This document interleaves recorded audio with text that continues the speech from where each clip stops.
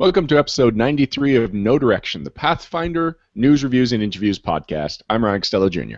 And I'm Jefferson J. Thacker, also known as Perrin. Today we are not talking about the bandage on my forehead. Yes, we are. If you have any questions about it, I will answer them after the interview. No, instead we are talking with the creator of the Adventure Card Game and president at Lone Shark Games, Mike Selinker. Hi, Mike. Welcome back to the show. Yo, yo. As well as one of Paizo's newest employees, Pathfinder Adventure Card Game designer, Tanis O'Connor. Hello, Tanis. Hey, Ryan. Good to meet you. Hi, everybody. Now, Tanis, let's just get something out of the way first. Your position is officially Pathfinder ACG designer, but what does your job entail? Mostly what my job entails at the moment is working with the Lone Shark team on the current base sets of the game, making ancillary products like the class decks, and coordinating the new organized play program, Adventure Card Guild, which launches next Wednesday. Yeah, we're going to talk all about that as we go through this interview. It's fourth on our list, so we will get to it because I know there's a lot of curiosity about it, a lot of excitement for it too, actually. Right.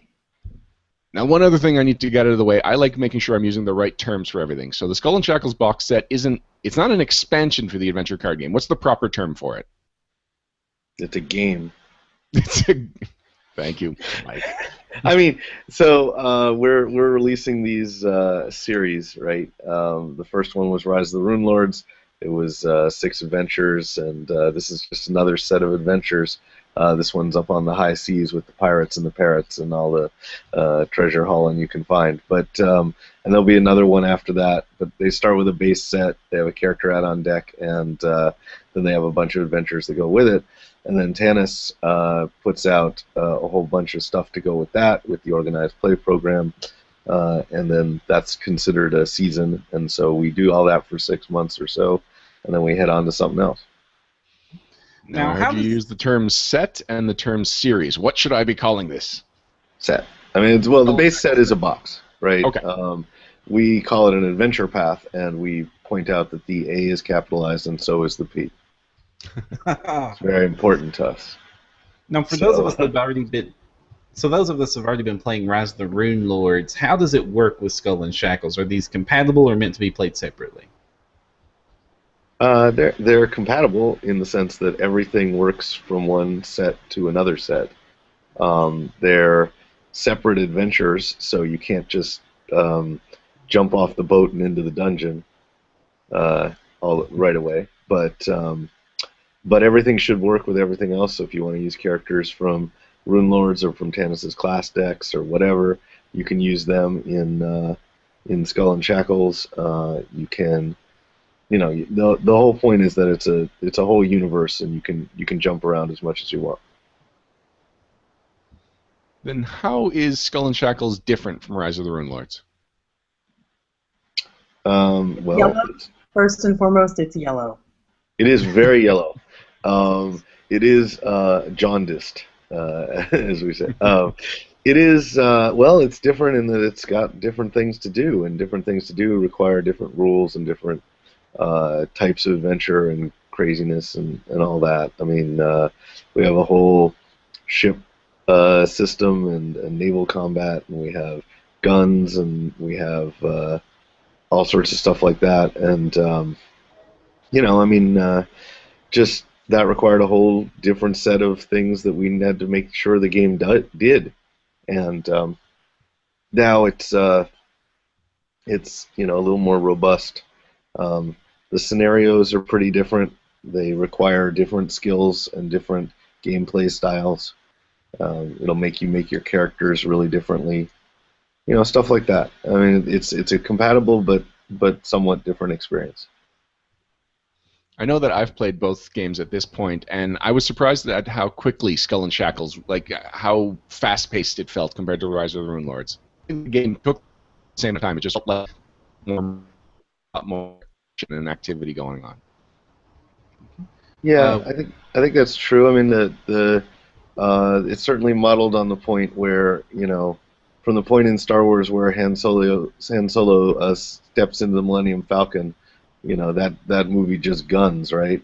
And so here in this one, you tool around the actually, in the base set, you tool around the islands a little bit. Oh, let's look at some treasure. Oh, let's go so forth. And then you say, all right, we're going to start the adventure path. The first thing that happens is that you are shanghaied, imprisoned, and stripped of all your stuff and thrown into a pirate ship, right? And from that moment, we don't let up. You mentioned Star Wars. The scene that usually comes to mind when I was playing Skull and Shackles was Luke and Leia swinging over the pit, because it just felt like we were constantly jumping around from location to location. Yeah, probably.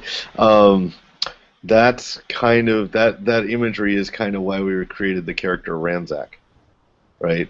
This is Tanis's character. In the sense that it's all put the sword between your teeth and just jump in, right? And so we created a character that, well, Tanis can describe what Ranzak is. Ranzak Goblin Pirate. Ranzak taking stuff.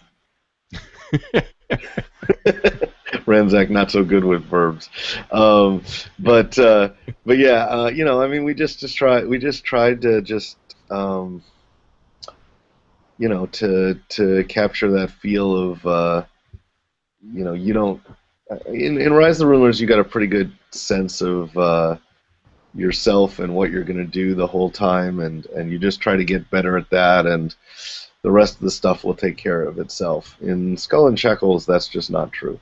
The rest of the stuff will not take care of itself. The rest of the stuff will kill you. And so you just have to try to adapt.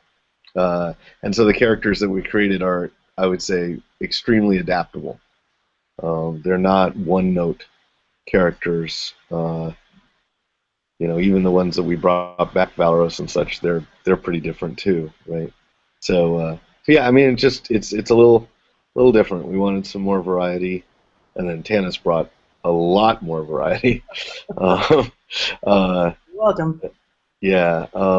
So yeah, people are playing all sorts of things, all sorts of different things with this set. It's pretty fun. Tanis, can I ask how you brought the variety? Like, did you just play? Like, where did this come from? What was your inspirations? Well, I think what Mike is talking about is the 28 new character designs that we debuted with the class decks, which should be hitting stores any day now if they're not there already. So, of course, they're fully compatible with Skull and Shackles.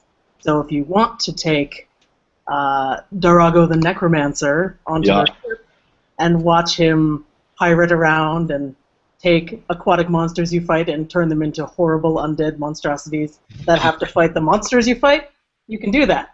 There's a lot more going on. Here's a hint. You want to do that. Yes, it does not suck. Well, that does bring me to the question of, this seems to be an escalation of sorts. With Rise of the Rune Lords, there was the 11 characters, and you were releasing a set every other month and just sort of filling things out. And then come along to Skull and Shackles, it's launching with another 11. Am I get that number right, or is it 9? But either way, there's another 11 characters. Although I guess it depends on whether you think Skull and Shackles Mercial is different than Skull and Shackles. I'm sorry, than Rise of the Rune Lords Mercial. She is, but there's a lot of similarity between the two. But yeah, I mean, with Tanis's stuff, well, there's now 3 different Mercials. Yep. And what are we up to?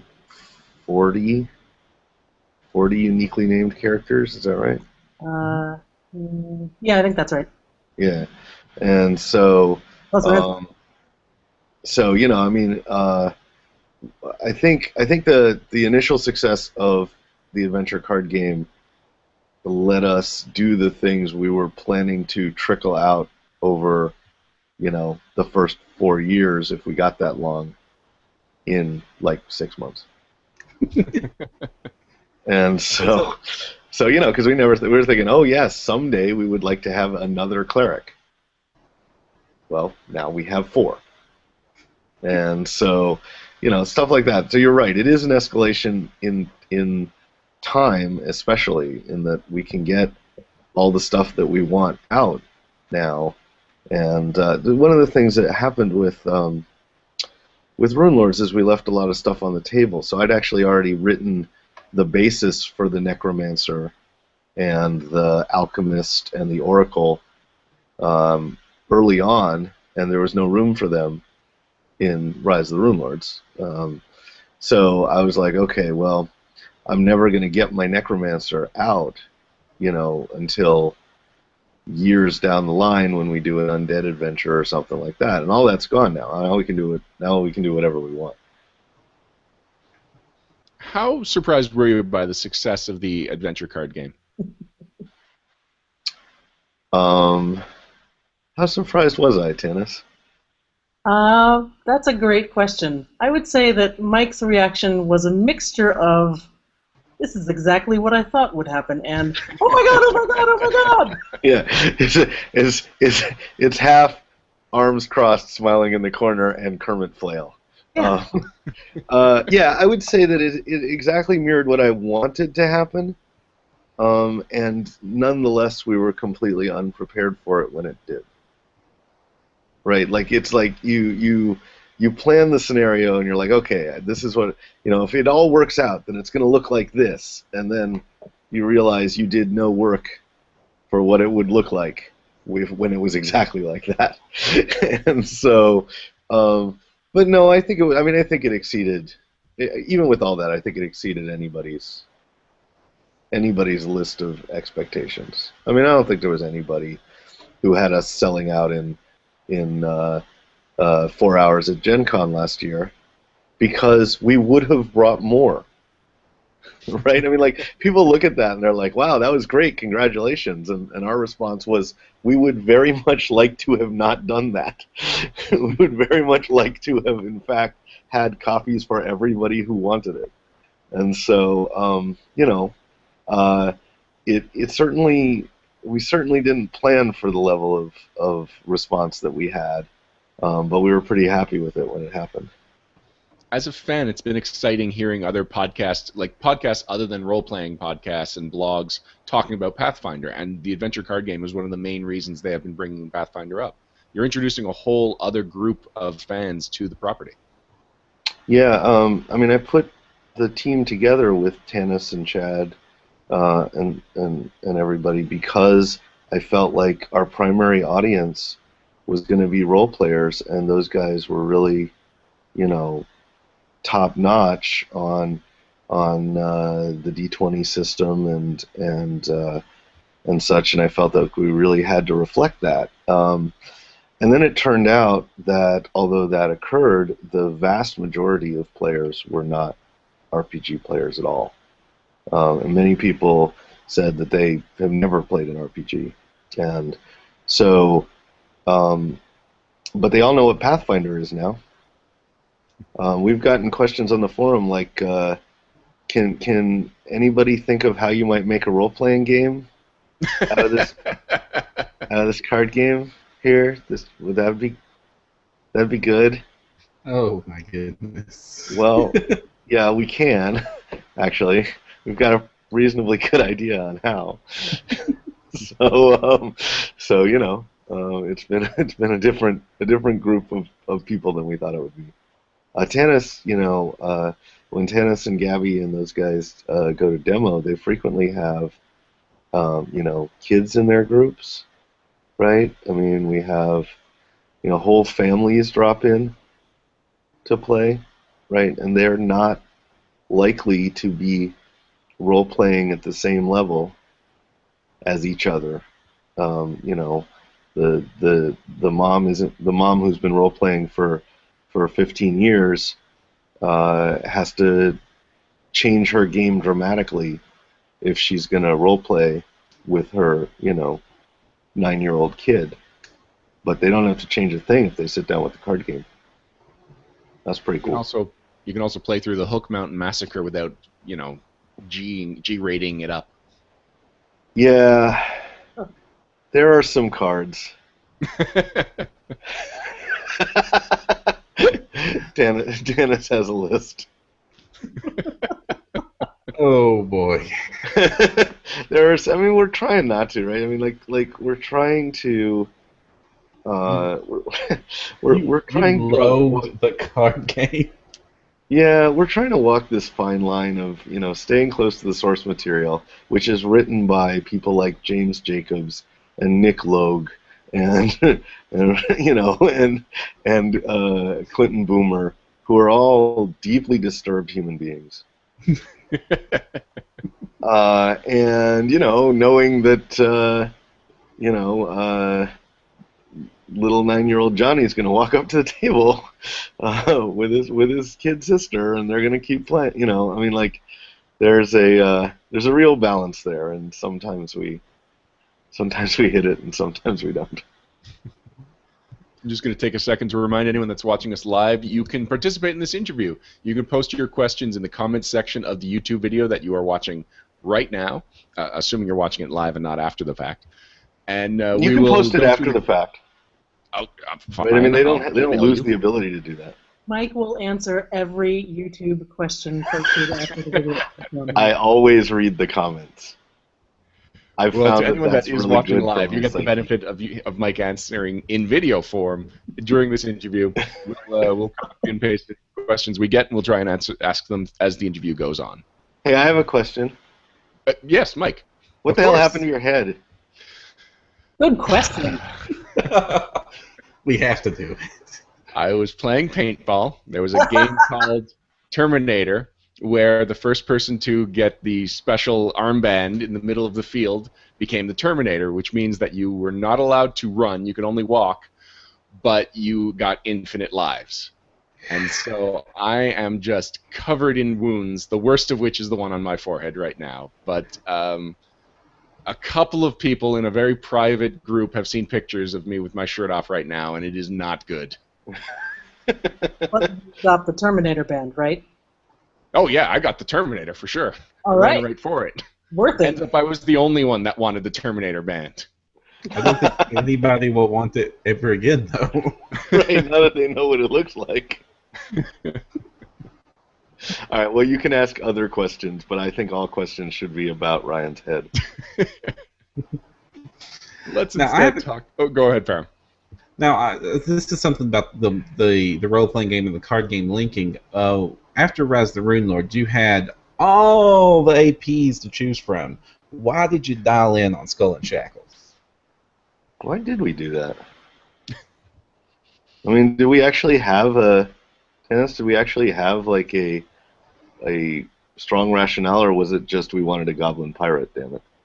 We wanted to do something different. I remember that discussion. Sure. We with Rise of the Rune Lords, we gave you the canonical. You're a band of heroes. You're saving the town. You're delving through the dungeon, etc. And this is definitely different than that. Also, we got to make a lot of booty jokes, and we got to say "R" a bunch of times. Yeah. So it was really just a no-brainer.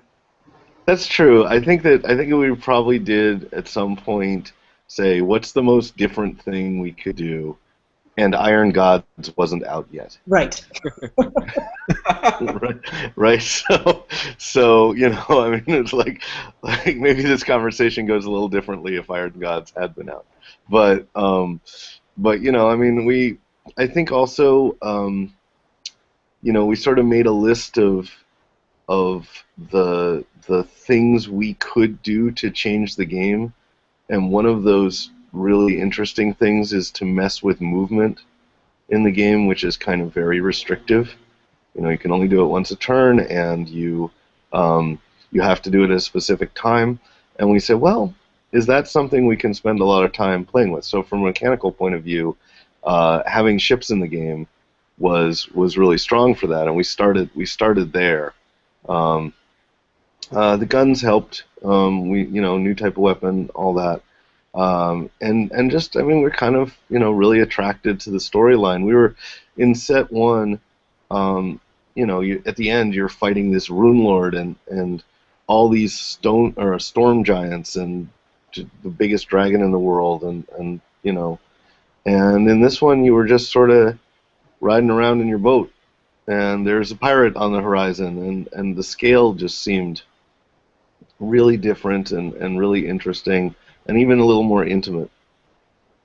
So yeah, I think that all of that sort of cobbled together, now that we look back at it later, kind of looks like a rationale. I think at the time we were just looking for something really different, like Tanis said. Going along the same lines, then, why did you choose Wrath of the Righteous as the following set? It's really different than Skull and Shackles. I mean, Wrath of Righteous is one reason is that it is really difficult to miss the influence of the game Diablo on the Pathfinder Adventure Card Game. It is something that was in my head the whole time I was designing it,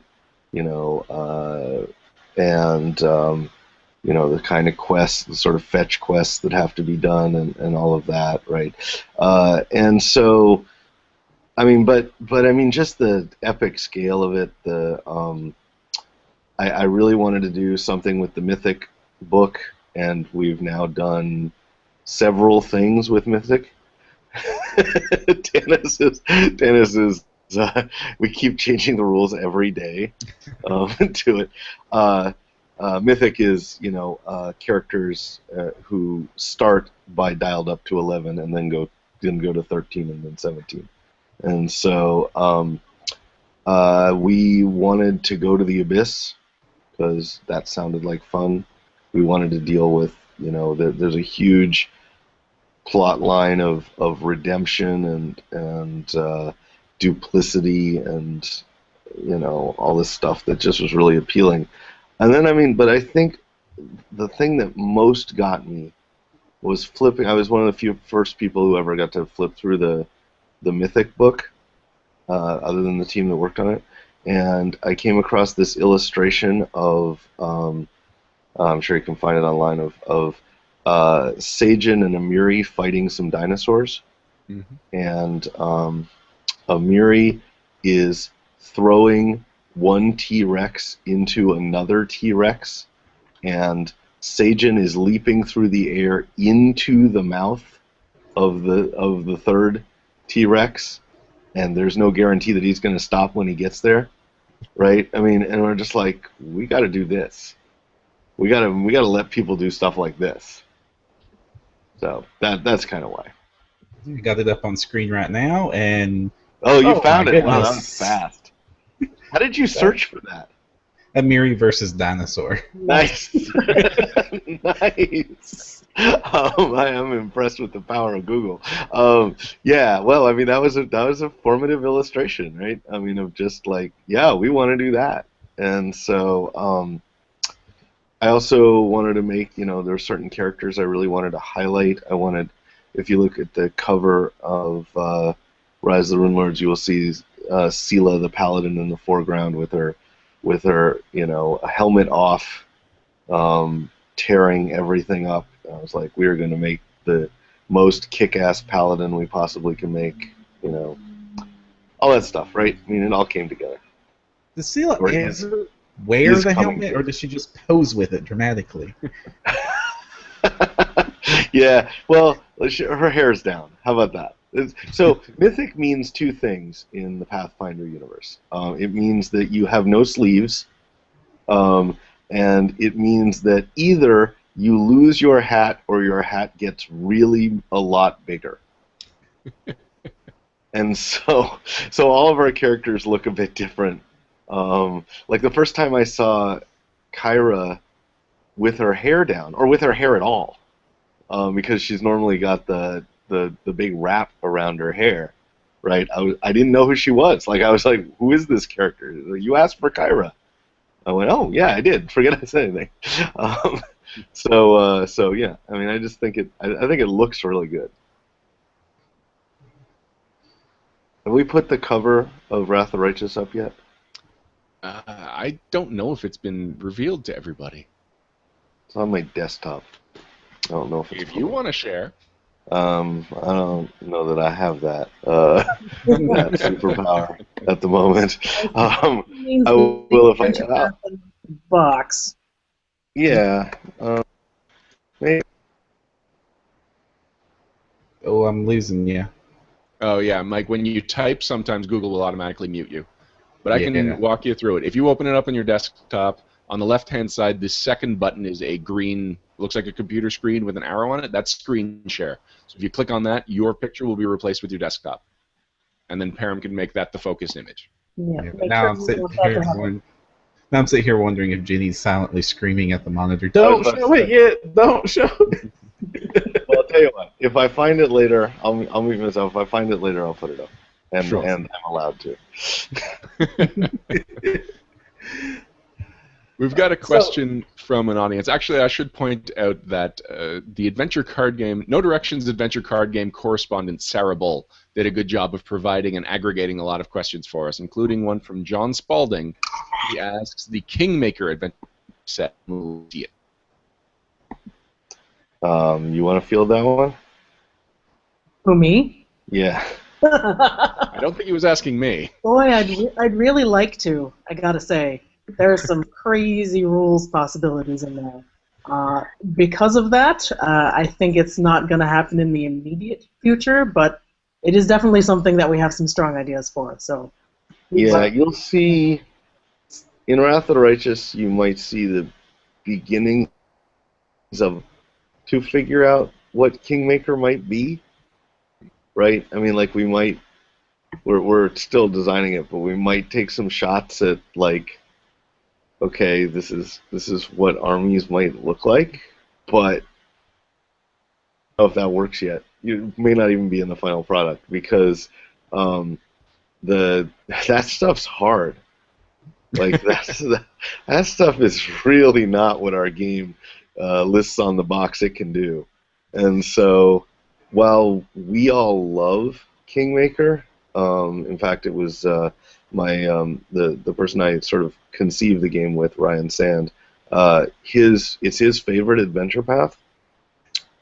I wouldn't hold your breath, because that, like, we have to walk in the door and say we figured out how to do Kingmaker first, right? Because everything else has to wait until for that set until we figure out how it works, and we do not know. Feels like how you it just works. need your kingdom deck.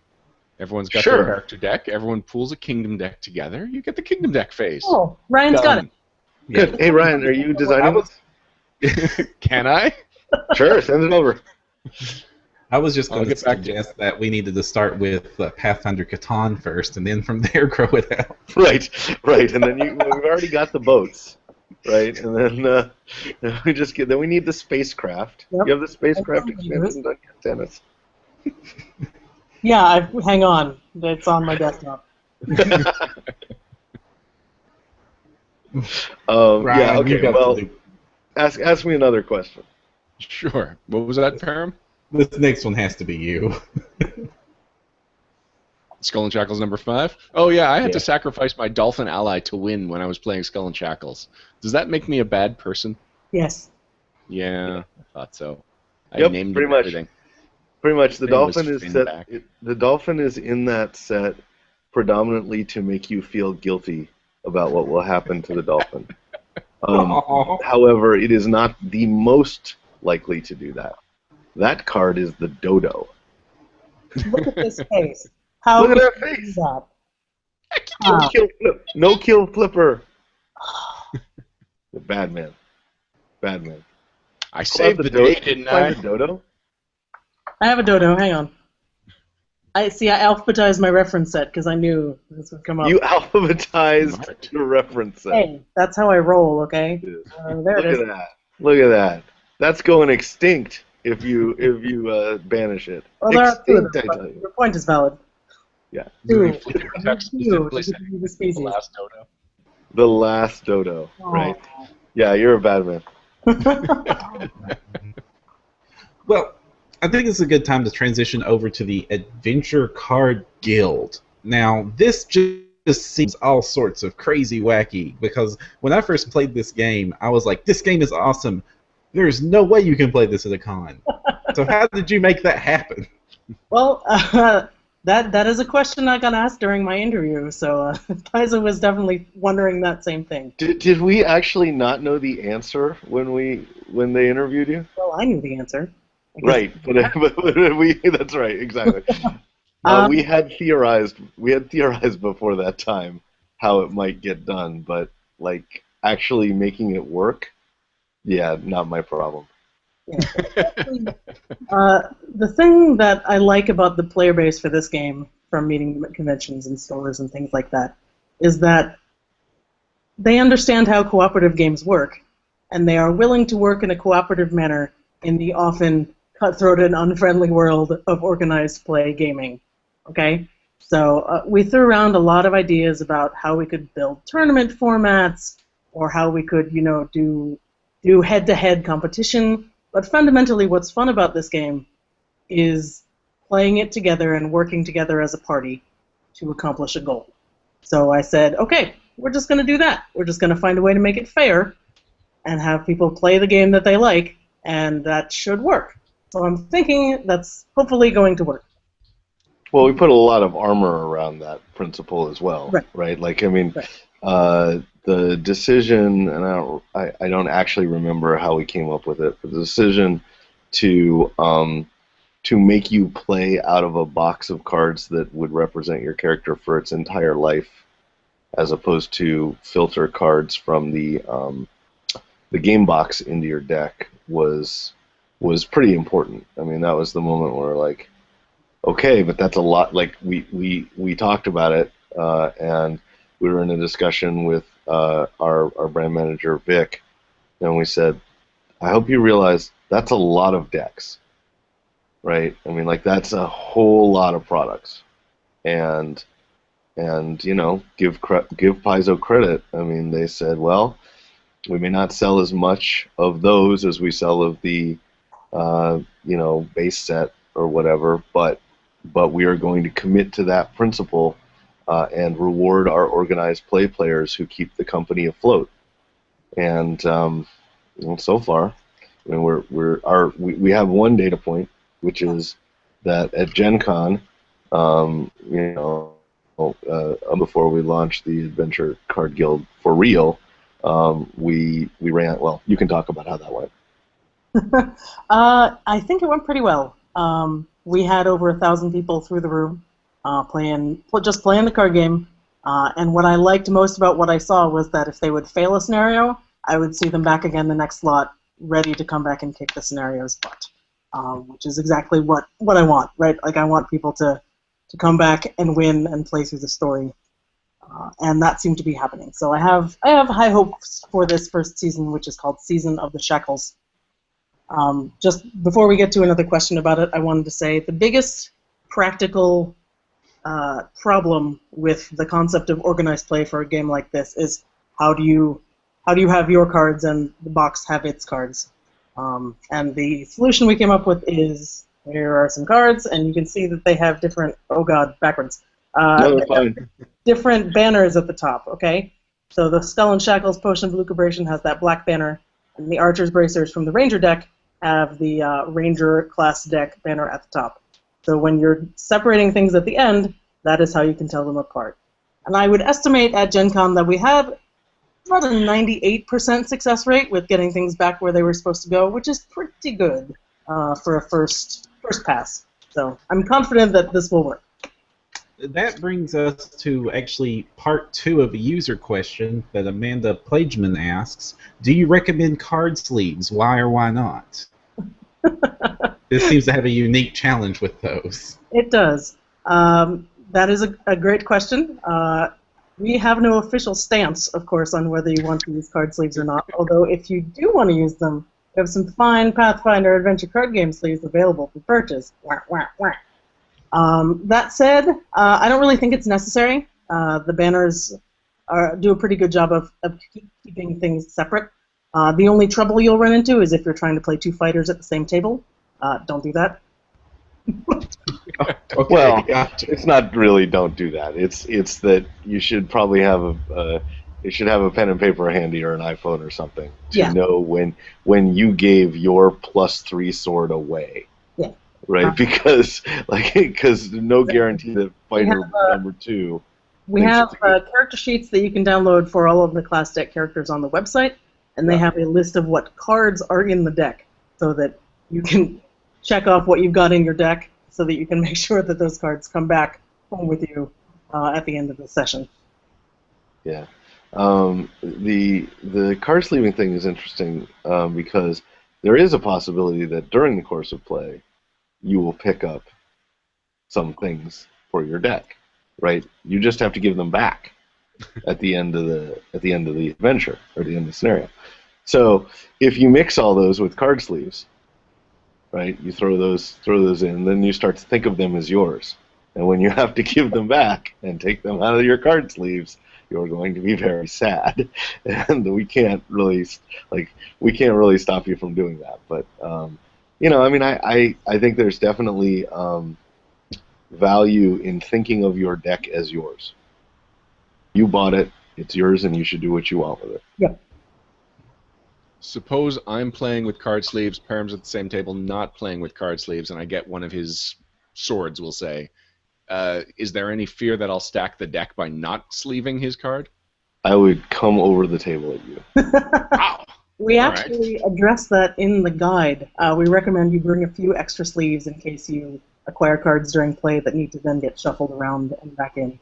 And again, they'll have different banners on them, so you should be able to tell them apart at the end of things. Mike always laughs at me when I say this, because he knows that all of the cards are going to get mixed forever and it's going to be terrible, but I have faith in Pathfinder to make it work. Yeah, I mean, we have a bunch of mantras in our design team, and one of them is we do not adjudicate social contracts. Yes. We do not stand in the way of when somebody says, well, I was playing with this guy and he didn't come back after 3 sessions and he has the Sahedron medallion in his deck and I really want it out of that. Can I get it from him? And our answer is, dude. Right? I mean, it's like I appreciate your law-abiding behavior, and this makes me happy when I'm crossing the street around you. But still, go get it. So the same is true with this, except that in organized play, I mean, you really do have to start to care about social contract questions. You really do have to care about whether or not 4 people come to the table and they're a group of 4 friends and a 5th person is playing, and then it gets down to the treasure distribution stage and you want to make sure that that person isn't the victim of some collusion between the other players, which, I mean, we can't see because we're in Seattle and that's happening in Arkansas or something like that, right? And so there is all sorts of rules in the guide that Tanis put together, and we hope we don't have to use them very much. Disciplinary rules? A little bit. I believe the section's called "Don't Be a Jerk." Yeah. Great, I've loved that. Yeah, we'll see. I mean, this whole thing is based on a cooperative card game working in organized play, and we don't have any models for this. Like, there's no, pandemic league, right? And so we're gonna find out, and Tanis is gonna rewrite the guide 5 times. Oh, I've already rewritten the guide 5 times. Right. I'm actually, I believe I'm going to Board Game Geek Con, and I'm hoping to test out some ideas on how to do some alternate, maybe not as cooperative things. So if anyone is going to Board Game Geek Con and wants to nerd out with me, that would be awesome. But we had lots of fun at BGG Con last year. Oh, yeah. Does this mean we're going to see the Aspis Consortium Guide to Organized Play? Yes. Yeah. Well, I mean, people want all sorts of things with this game, right? Like, immediately they were like, we played this game. Tanis and me and Chad and Gabby and Paul were playing. We were playing a particular style. Then we went over to our friends at Privateer Press and decided to play with them, and they started using phrases like, I don't think it's really worth my effort to help you. Ooh. Right? Like, I don't think I get a good return on that. Right? And we're just like, wow. More Schadenfreude than we do, I think, I would say. Yeah. So, I mean, like, people bring their own sensibilities to the game of, There are definitely groups that are really, really cooperative, and then there are groups that are pretty self-interested, and they both hold together pretty well. So Tanis has a lot of room to maneuver. Yeah. Could they have been playing their character? Well, probably, but I think they were more play themselves. Yeah, exactly so. Well, speaking of characters, with the advent of the organized play campaign also comes, this is one of the main reasons the class decks exist. How did you get 40 characters? Well, so the class decks technically have only 28, which is totally different than 40. But my first, I'm a pretty visual person, so my first design step was to take a lot of the great NPC art that Paizo had in its catalog and say, okay, if this is a monk, bad example because I didn't make a monk deck, but if this is a cleric, what kind of cleric is this? And I really let that guide the design choices. So Chad Brown actually worked a lot with me on this product, and we would ask each other questions about, what are the defining characteristics of a card game cleric? Is there one thing? Is there a feeling? And so we tried to choose visually distinct character concepts and then let the mechanics flow from there. And all of a sudden, there were 28 characters. I have some designs in reserve for if we do another set of class decks that I'm hoping will see the light of day. We also sort of threw some wish lists at Tanis, right? Like we were like, all right, we for example, we looked really hard at gender and race balance. We looked,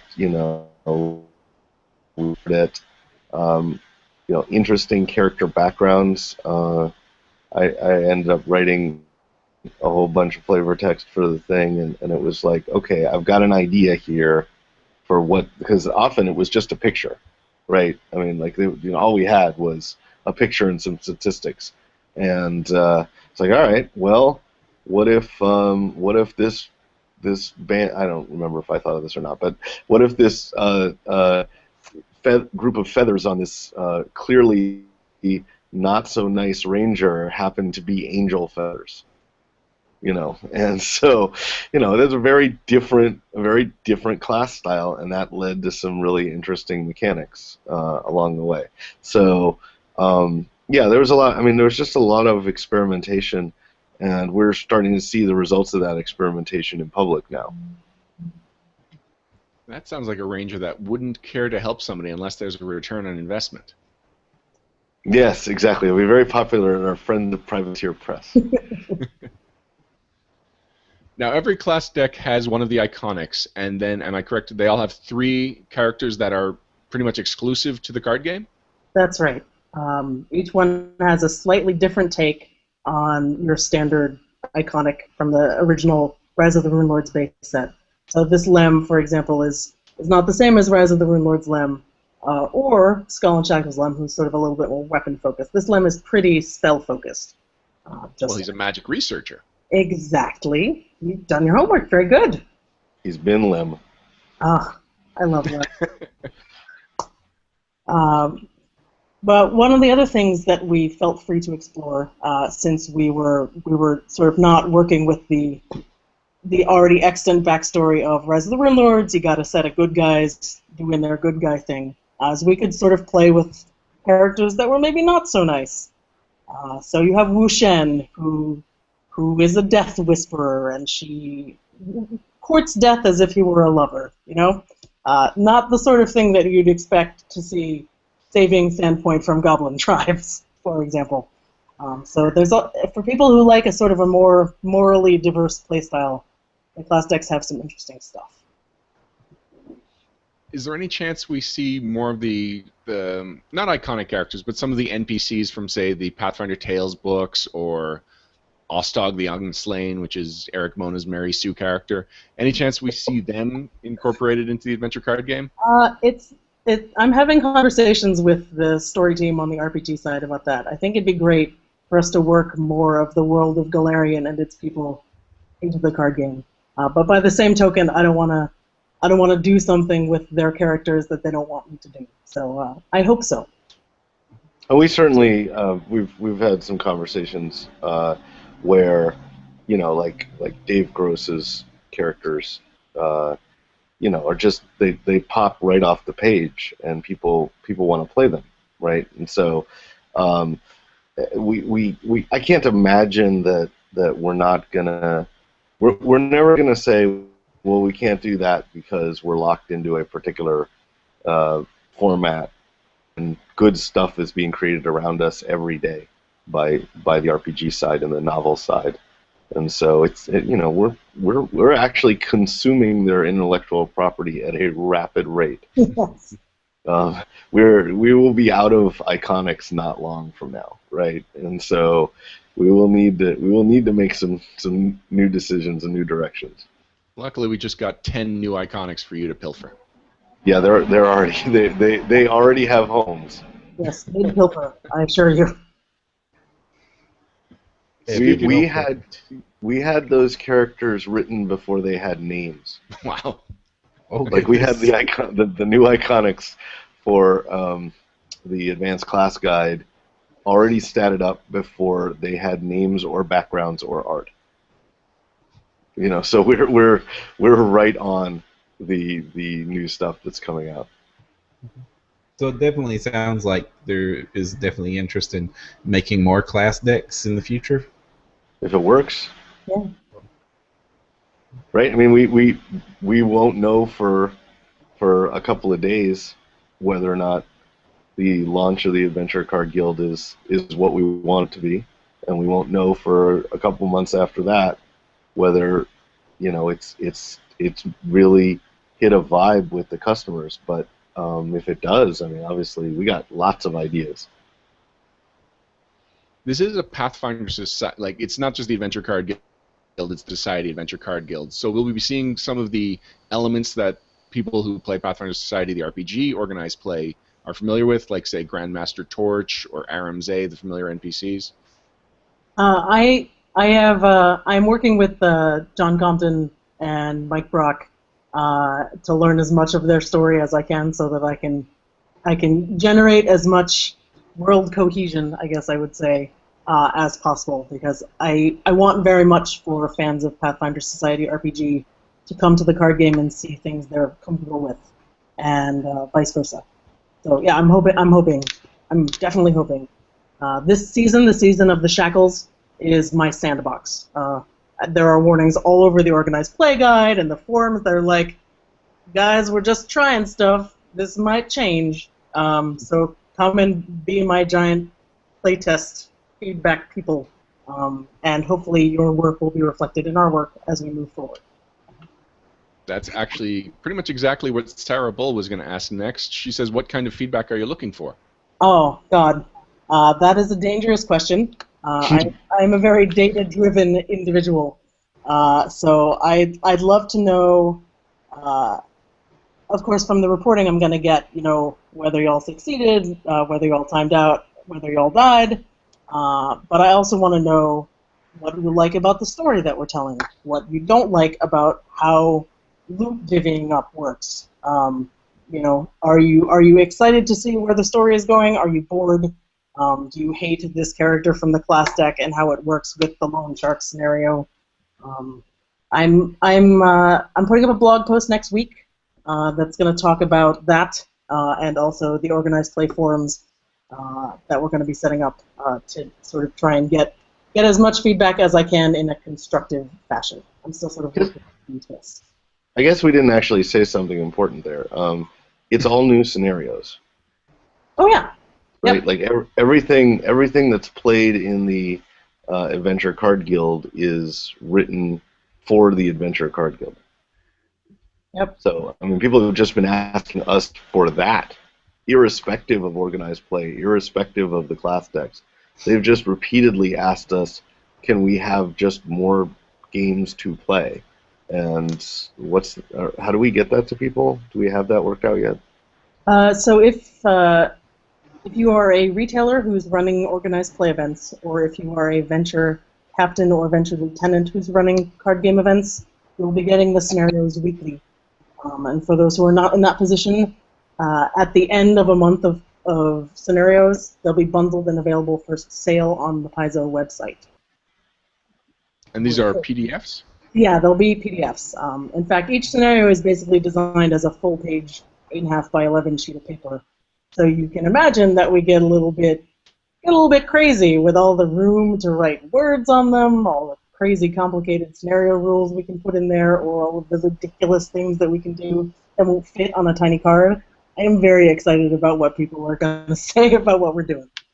Some of us have to write scenarios that fit on a tiny card. Yeah. Hold up, Tanis. You're the first Paizo representative I've ever heard of say, I've got all this room for extra stuff. Yeah, right. I'm taking a while I can Well, I mean, Tanis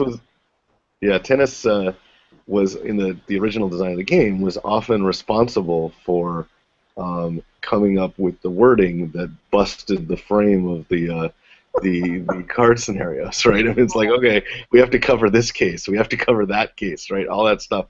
And so now that she's free of it, she kind of gets to lord it over the rest of us who are stuck in little boxes. I have to say, my favorite part of playtesting the sets of this game is Paizo would mock up prototype cards for playtesters to use, and on some of the scenarios, there would be like, scenario title, maybe 1/4 of an inch of the art that's supposed to go in the scenario. Yeah, right.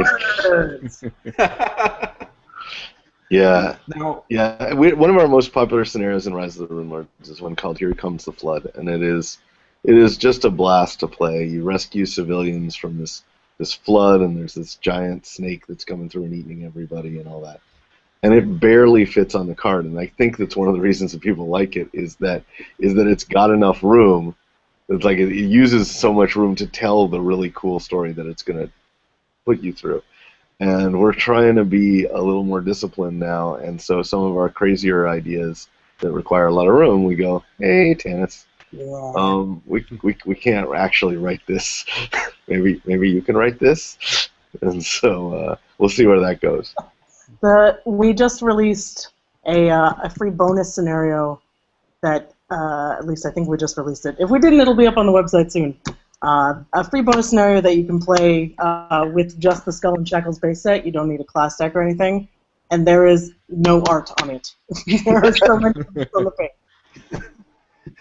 Now, one of the things you mentioned before is about the reporting and reporting whether or not they succeed or failed, and people trying again at Gen Con. This game has a notorious reputation for being hard. So what happens when you fail? Great question. Well, of course, there's not just failing. There's failing and then there's dying, right? Right. The most common thing I saw at Gen Con, where everyone was playing the Adventure 1 scenarios, there are 6 scenarios in Adventure 1, and I saw a lot of timing out, of running out of cards in the Blessings deck, which is not a surprise, especially if you're playing with more than 4 people and you haven't played together before. You're not really clued into each other's synergies yet, so running out of time is pretty common. I did not see a lot of player death, which is great, because I want you to be found, not murdered. Character death, not player death. Yeah, right. Oh. Player death would also be very bad. Right. I'm very glad there was none of that at Gen Con. As the game works, if you beat the scenario, hey, awesome, you get the scenario reward. And also, you take all the cards that you guys have acquired during the game, and any plunder that's under your ship, because Skull and Shackles, you throw it all in the middle, and everybody's going to basically get one thing, and then the one thing they get turns into something from their class deck. Those rules are in the guide. Even if you fail the scenario, you still get that card from the middle of the table that is all of the plunder, and, well, not plunder because you didn't succeed, but all of the cards acquired during the game. And if you didn't acquire any cards during the game, there are rules for basically pulling out enough so that everybody gets to upgrade their deck every time they play. Because you are not likelier to succeed if you are not incrementally improving how your deck plays. So I think that even though death is still impactful and failing is still impactful, we're setting you up with the tools to succeed the second time and get that sweet feeling of success. Did that answer that question? I got a little. Woo. Yep.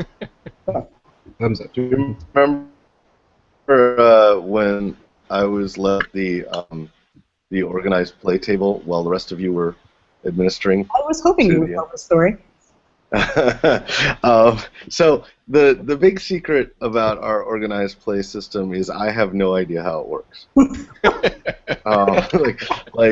Tanis and Chad are experts at organized play, and my last time playing in a real organized play thing was in the RPGA in like the early '90s. Right, so I was like, I got nothing here. You guys make this happen. I'm gonna go write some cards, and so we're sitting there at Gen Con. I came in just to sort of monitor how it was going, and it was going great. But there was so much going on that Tanis was at one table, and then Chad got up to deal with something at another table, and Gabby was off to lunch, and so forth.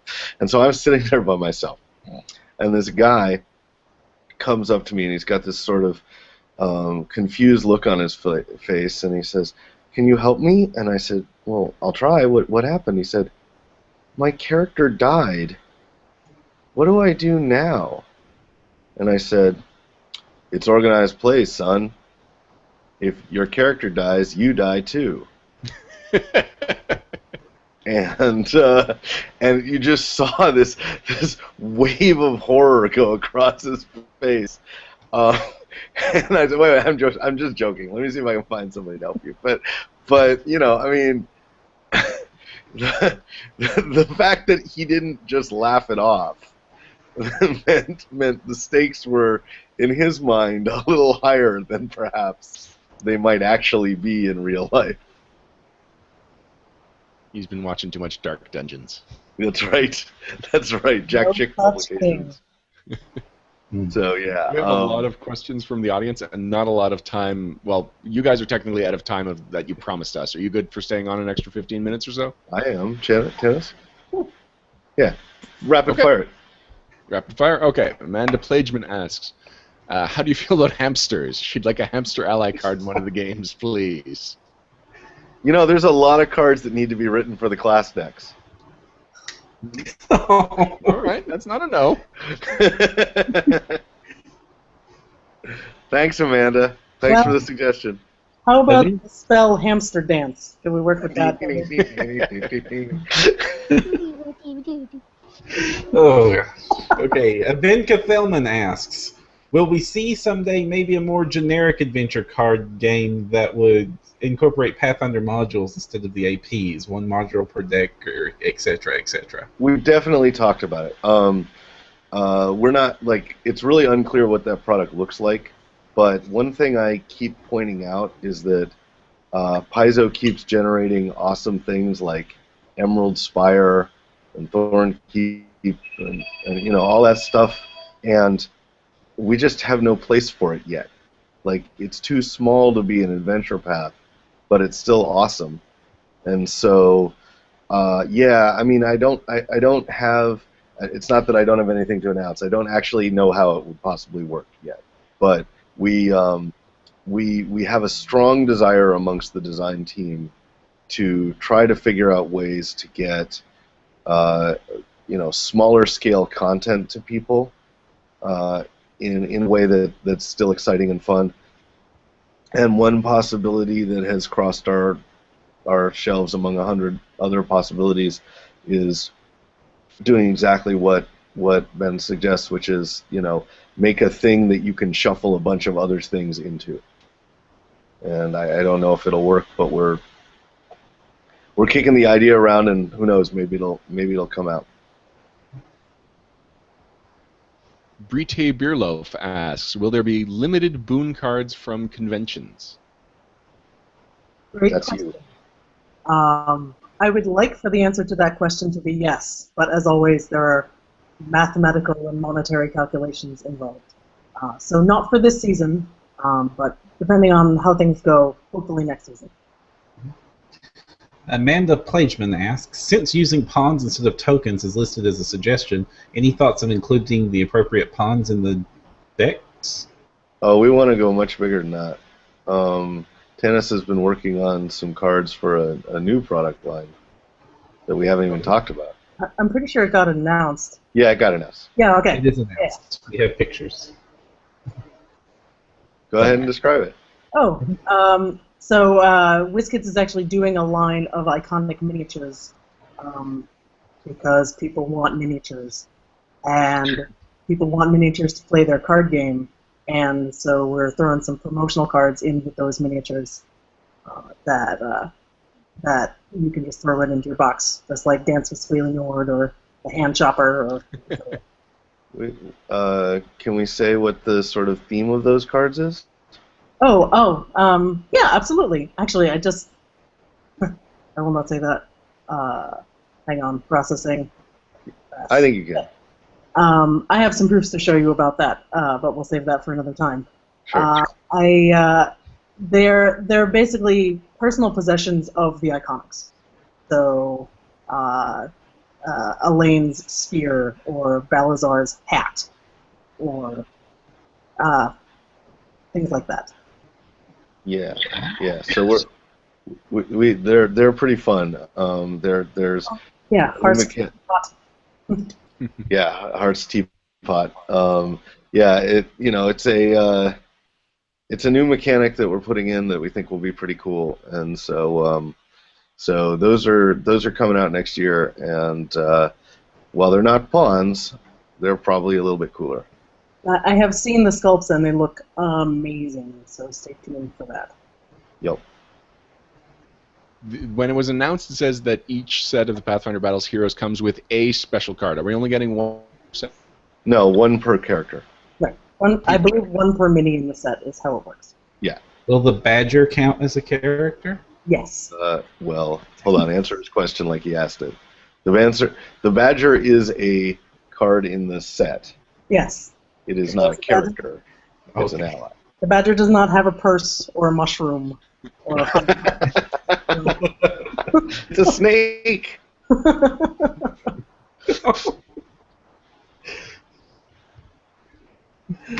All right. I realize we basically could have answered her question as no.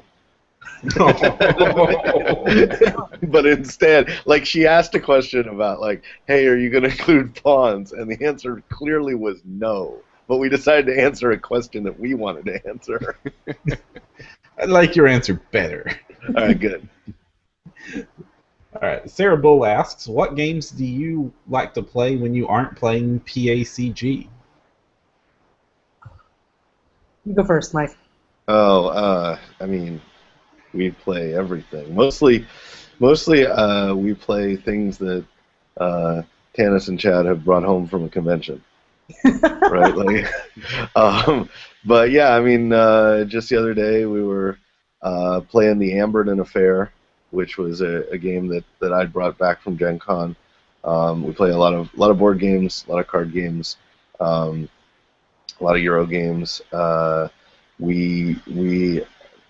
I tend to be more of an indie RPG player than a D20 player. I mean, not that I don't like it, obviously, because I was one of the creative directors on 3rd edition Dungeons and Dragons. But like we played The Quiet Year the other day, and that was amazing. I love Burning Wheel, things like that, Torchbearer, and I play a lot of poker too. So yeah, stuff like that. I've been on the board game side an Antoine Bauza kick lately. Yeah. Fantastic designer. We just picked up Samurai Spirit and we've been playing that. I'm also playing in the 13th Age game and the Pathfinder game, and I am doing something dumb, which is I have just started Mass Effect, the first Mass Effect, and I'm going to play this series all the way. Yes. So we've suspended all deadlines. Okay, yay! So don't expect any class decks anytime soon now. Sure. She mentioned Antoine Bauza. I had a crazy experience at Gen Con.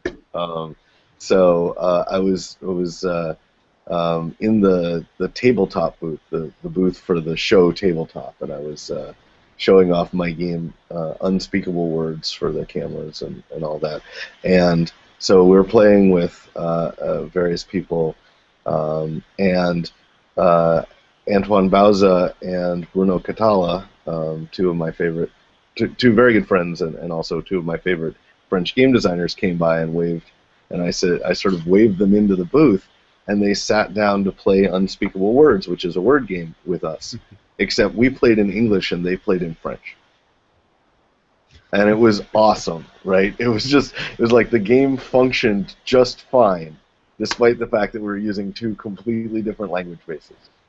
And we would laugh about the overlap of, like, they would Antoine would play pain, right? P-A-I-N, meaning bread. And we go, you played pain. And they're like, no, that's not how that's pronounced. Like, okay, fine. So yeah, that was a pretty fun experience. Sorry, Mike. I'm from Montreal. That happens all the time here. Yeah, right. He's like, yeah, that's Tuesday. Yeah, okay. French guy and an English guy playing a card game together. What are you getting at? Sure. Andrew Warmer asks, is there any card you will never put in another adventure path again? We're going to make an entire set out of Holy Candles. Yes, the Holy Candle base set. Just Yeah. 100 copies of Holy Candle. Yep. What's wrong with the Holy Candle?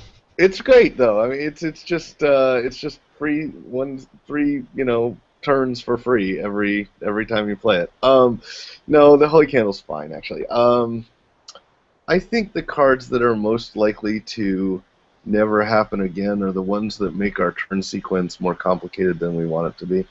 So, for example, there are a couple of villains in Rise of the Rune Lords that have the text, the first time you defeat Mammy Grawl, do this thing, instead of actually winning the game, right? And we had to figure out, well, how are we tracking that it was the first time that you defeated her, since nothing in the game exists to track that? And we went, well, you're going to remember that, right? And that really wasn't satisfying. A satisfying answer for me, right? So it's those kind of cards that are really on the chopping block, the ones that made us jump through hoops to try to make them work. We're just not going to jump through those hoops again. We'll create entirely new hoops. So those are the ones that are less desirable for me. Tanis, do you have a different answer to that? Nope, I don't think you nailed it exactly. Yep. Andrew Warmer also asks, when the design team plays for fun, do you tend to play a particular character? Ransack. I play Ransack. The best part about that is that our CEO, Lisa Stevens, I invited her to a weekly game of the card game, and she saw me playing Ransack, and now Ransack is her character. That's right. You can't have it back. I will never play Ransack in that game again. Yeah. So we should mention that Ransack. Sorry. No, go ahead. We should mention that Ransack isn't in the base game itself. It actually was a con exclusive that you can also get on the website, correct? Yeah. It was a free RPG Day promo character, complete with roll card and token card. And it's now available for sale on the Paizo website and probably eBay. And he has his own playmat. Yes. He has his own playmat? Soon he'll have his own TV show. I'm pretty sure. And his own boat, like a real boat. Paul Peterson cannot be talked out of playing Linny when we play Rise of the Rune Lords. Gabby vacillates. What is she? She picks either Ezrin or Lem, right. She lets either the really helpful character or the not at all helpful character. Chad is almost always in the role of Kyra or one of the characters whose job it is to keep the rest of us going. What am I? The characters I've had the most fun designing and thus tend to play the most are the most explosive ones, Damiel and Durago, the Necromancer, and things like that. The things where I just went, okay, we're gonna I'm gonna go do this stuff over here, and it's probably gonna hurt us all later. But I think it's gonna work out in the short term very well for me. And so I mean, we switch all the time, right? It's really hard to tell when we're playing for fun.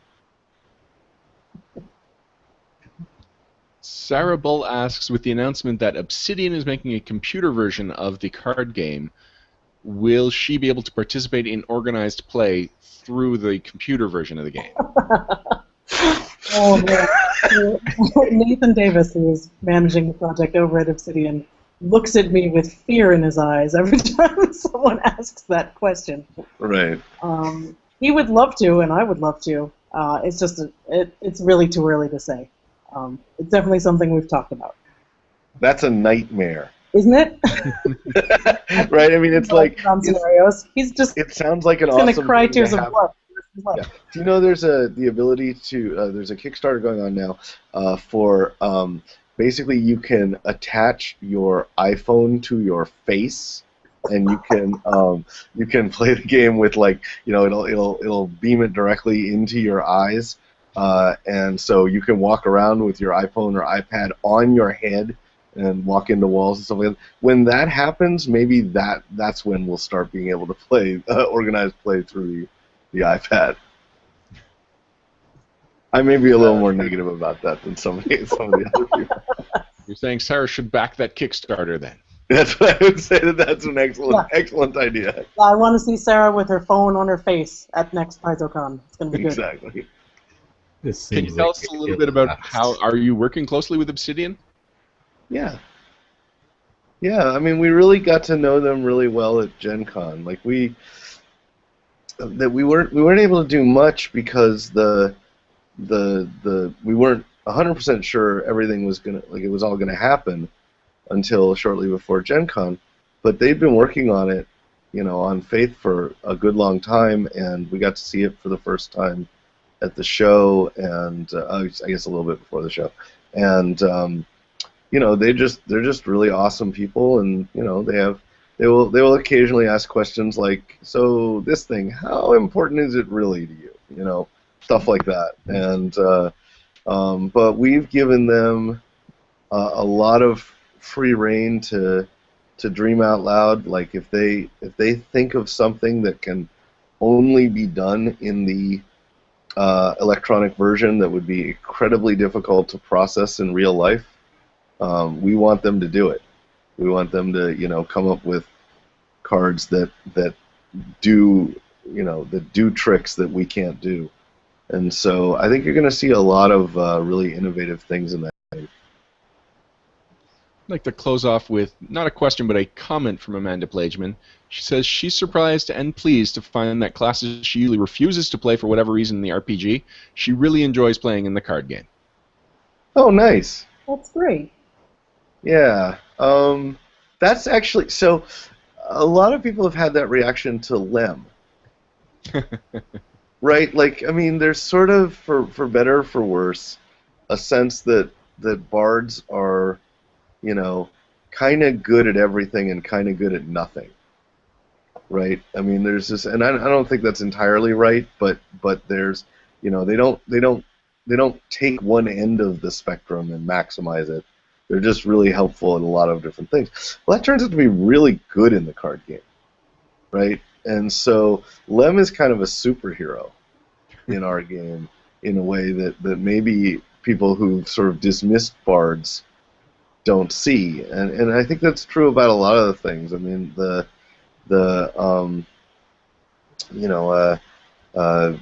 you can play Linny a couple of ways, right? You can play Linny as if she's, very spellcasting focused and so forth, and if that's your view of druids, great. But if you just like to turn in a bear and maul everything, that's totally available to you too. So I think it's sort of looking below the surface and just start figuring out what these cards can do, not just what these character classes can do.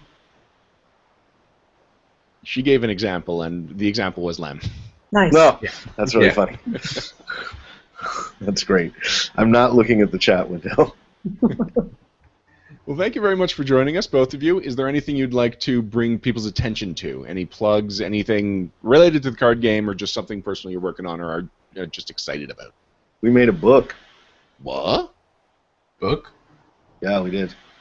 Tanis and I and Gabby, who's one of the main developers on the adventure card game, made a book called The Maze of Games, which is a puzzle novel that we'd been working on for a couple of years.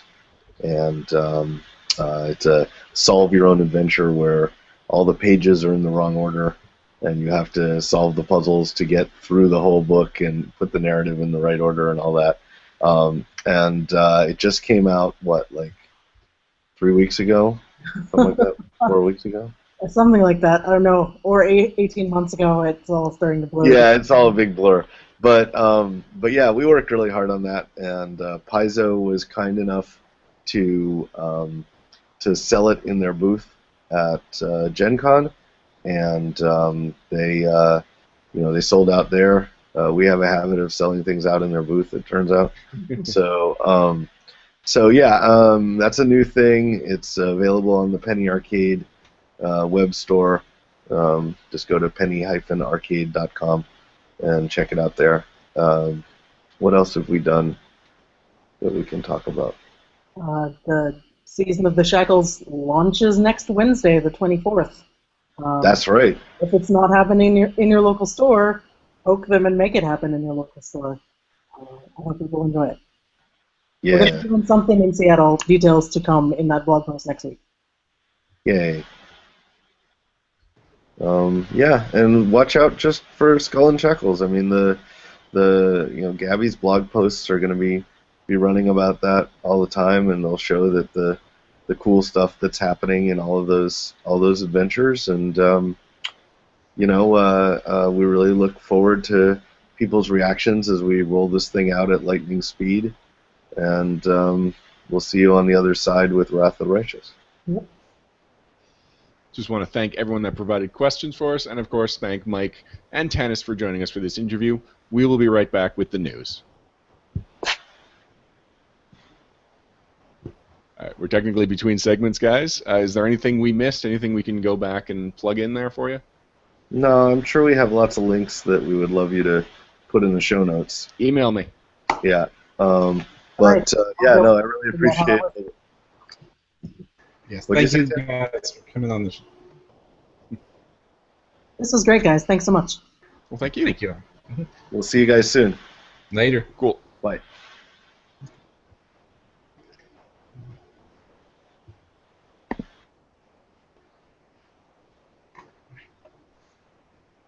Graham, you ready for the news? I'm ready. Let's do this. It's a short news. Yep.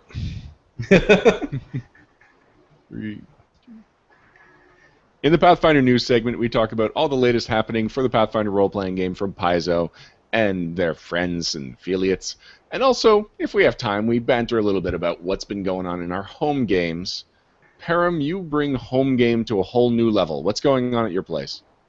Well, for our audio listeners, they might actually be surprised by this, but our video listeners have kind of gotten the clue by now that as of right now, as we mentioned last time, the game room is done, and I'm in it, and it's behind me right now. This is the Daring Do, is the name of it, and we've been working on it, oh gosh, for 3 years now. So I'm just really glad to have this thing done, have it behind me, actually be sitting down in it and rolling dice, and it's about literally behind you. It's right there. I've got a great view of your room, and it's amazing. Oh yeah. Now the theme of the room, as you can probably tell, is we wanted to make this thing look like you were gaming inside of an old-fashioned fantasy tavern. So it's got plaster walls and timbers all over it. We've got lanterns instead of lights hanging on. They're still electric. I can turn them on and off. And then things like swords and a fireplace. The fireplace works. See? Ooh. Fire. Oh, you've actually got... oh, look at that. Yep. Cool. Inside of a portable game room fireplace, because that can't go wrong, right? No, it's all costuming. It's all electric and fake, but still it looks cool. And I mean, it's just been tiny little details and lots of hard work and sweat. And unfortunately, I have not got to game in it yet. The last week's game got canceled due to a variety of destiny and karma. But tomorrow we are on for Wrath of the Righteous in here, so that's going to be fantastic. Yeah, that feels like an appropriate place for Wrath of the Righteous. It's a mythic game room, Param. Oh, thank you, thank you. Oh, crap, this means it's going to be a headache to keep track of its action economy. Now, it's amazing. Just looking at it in the background, I know you've been working on it for years. I've seen pictures, been getting these regular updates, but seeing it behind you like that, it's just so much more alive. It's just, I'm extremely impressed and proud of you, Param. Thank you kindly. I need to give a shout out to my father for, he's the ex-carpenter and electrician and Renaissance man and artisan and he's adding to that leather worker and potter and ceramic maker and just all-around craftsman of all varieties. And he was here with me every step of the way, and without him I would not have been able to finish this. Can point out that Benjamin Chernick, listener Benjamin Chernick, says the room looks awesome. Oh, thank you. Anyone that is listening to this as a podcast, I recommend you go check out our video at about the 1 hour and 15-minute mark. I think that's when we start talking about your room. So just, well, I guess at any point in the video you can see the room behind you. You don't have to go to where we're specifically talking about it. But it looks great. Plus, you've got a bit of a designer's diary going up where? On our Facebook page? No, it'll be up on our website as a news article. As one of the things we were talking about with it'll be the very first and maybe only, depending on how often we do things like this, craft wondrous items segment. Yeah, so I'll have a. How does your sugar glider feel about being abandoned? Oh, she does not like it, actually, because I'm spending almost all my time out here since finishing the room, so she is like getting cranky and lonely, and so I'm having to spend extra time in there. I've been tempted to just put her in her pouch and wear her around in here, which would be fun, because she definitely misses the podcast, but I don't think it's a good idea to have her on in the podcast, because if she's crawling around on my head, that might be distracting during the show. Well, how come you can't you can't give her a second cage in the room? I mean, it feels appropriately exotic and fantasy-like. That's a good point, and she's definitely, the only living monster in Pathfinder, so she belongs in. I mean, this room is obviously not just fantasy related. I Pathfindered it up. There's lots of Pathfinder-y stuff and art all over the walls, and that was the main focus. And you can't see it from the angle, but right here is the bookshelf with like the complete Paizo collection, all alphabetized and organized. That's all right. We've seen that Paizo collection for a couple of years now in the background of videos, so I think people can picture it pretty easily. Yep. All right, but I don't want to harp on it too much. For listeners and viewers that are interested in seeing it, we'll have an article up on the website probably next week. The other news item, we've already been talking about it extensively because it tied into our interview, but it is the new iconic sets from WizKids. These are for the Pathfinder Battles miniatures line, and anyone that's been collecting the Pathfinder Battles miniature line knows that every set we get 1 or 2 iconics. Sometimes we get 3. We may have gotten 3 at one point. And you know what? Not all of them are great. Lyrian's face, for example, it doesn't even look like a face, and Feya's miniature was so poorly executed that Paizo effectively apologized for it, and they worked with WizKids to replace the Feya miniatures. And these are the iconics. These are the people that they have the most character of almost anyone else in the Pathfinder Battles sets. So what Paizo has done instead is create whole new window box, not blind box, window box sets that will include 4 iconics and a companion per set. And these are going to be available starting in January. They're going to be coming out with a new one every month. So they're quickly going to go through the iconics by my calculation. There's 31 of them now, I believe, with the animals on top of that. So very quickly, I think by the second set we've got most of the core rulebook covered. We've definitely got all of the, the main iconics that we've seen in the regular set. Will be a new paint job, a slightly new interpretation of the character. It's still based on their iconic look, their main look, but it's in a different pose. And actually, that Ezrin is in a very similar pose, but it's just updated so that it fills the 3 dimensions that the figure takes up a little bit better. Now, I've painstakingly been collecting every single iconic from every set. Some of them at great cost. Most of them I managed to get in trades for boons and stuff, and some of them were donated by our listeners, which I appreciate very much. And even though now I have a complete set of the miniatures except for Lem and Feya, who are in the mail, I am not at all upset that they are replacing those with superior models that I am also going to be collecting. I am super excited to be getting these new interpretations of the iconics. Param, I know I believe you've collected all of the Pathfinder Battles sets, so how do you feel about getting new interpretations of the iconics? Actually, I got off the bandwagon through Pathfinder Battles 3 sets in, because it was just because WizKids likes to release at a clip that's just financially untenable for me. We were talking $500 a month addiction there.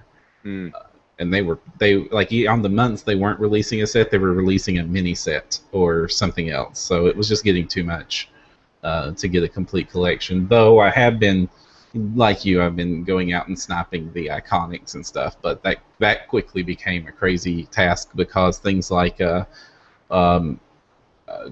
which one was it again? I always brain fart on this, but like the Magus was just crazy expensive. Yeah, Setiel. Yeah. Setiel was just crazy expensive. And you know what? Not a great miniature. No. And then you have Setiel's almost got an albino skin tone, and the paint they used for his skin tone is almost transparent, so it looks painted on. Whereas a really good miniature should just look good. It should be just a nice, smooth paint scheme. Yeah, and then like we mentioned, like Lem's always been one of my favorite characters, the card game or not. And then when this mini came out, I guess that was my first real disappointment because he didn't have feet. He had little blobs of pink stuff that like not even trying to look like feet. And I've collected WizKids miniatures since Mage Knight. And I'm more than familiar with the fact that sometimes they look great, and a lot of times they look horrible. And this has unfortunately happened with the Pathfinder brand, and I'm glad they're getting miniatures, but I much prefer Reaper's take on these things than WizKids sculpts at this point. I had really high hopes with that first box set when we saw those, the first 4 iconic characters. The Adventure Box Heroes, and those looked fantastic, much better than D&D miniatures of the same detail. And then it just seemed like when the production line hit, they just went nowhere. So if they put that sort of detail into these figures again, awesome. And the fact that they're also baiting us in with card game cards, cool. It's an added bonus. The price on these is not horrible. It's what, $29.99 is going to be the retail for them, and you get 5 figures for that. So that's $6 a fig, not counting the cards. Less than I was paying for the iconics I was buying single. Right. And as long as the sculpts are like as good as we're seeing here in the digital rendition, then I'm more than fine with it.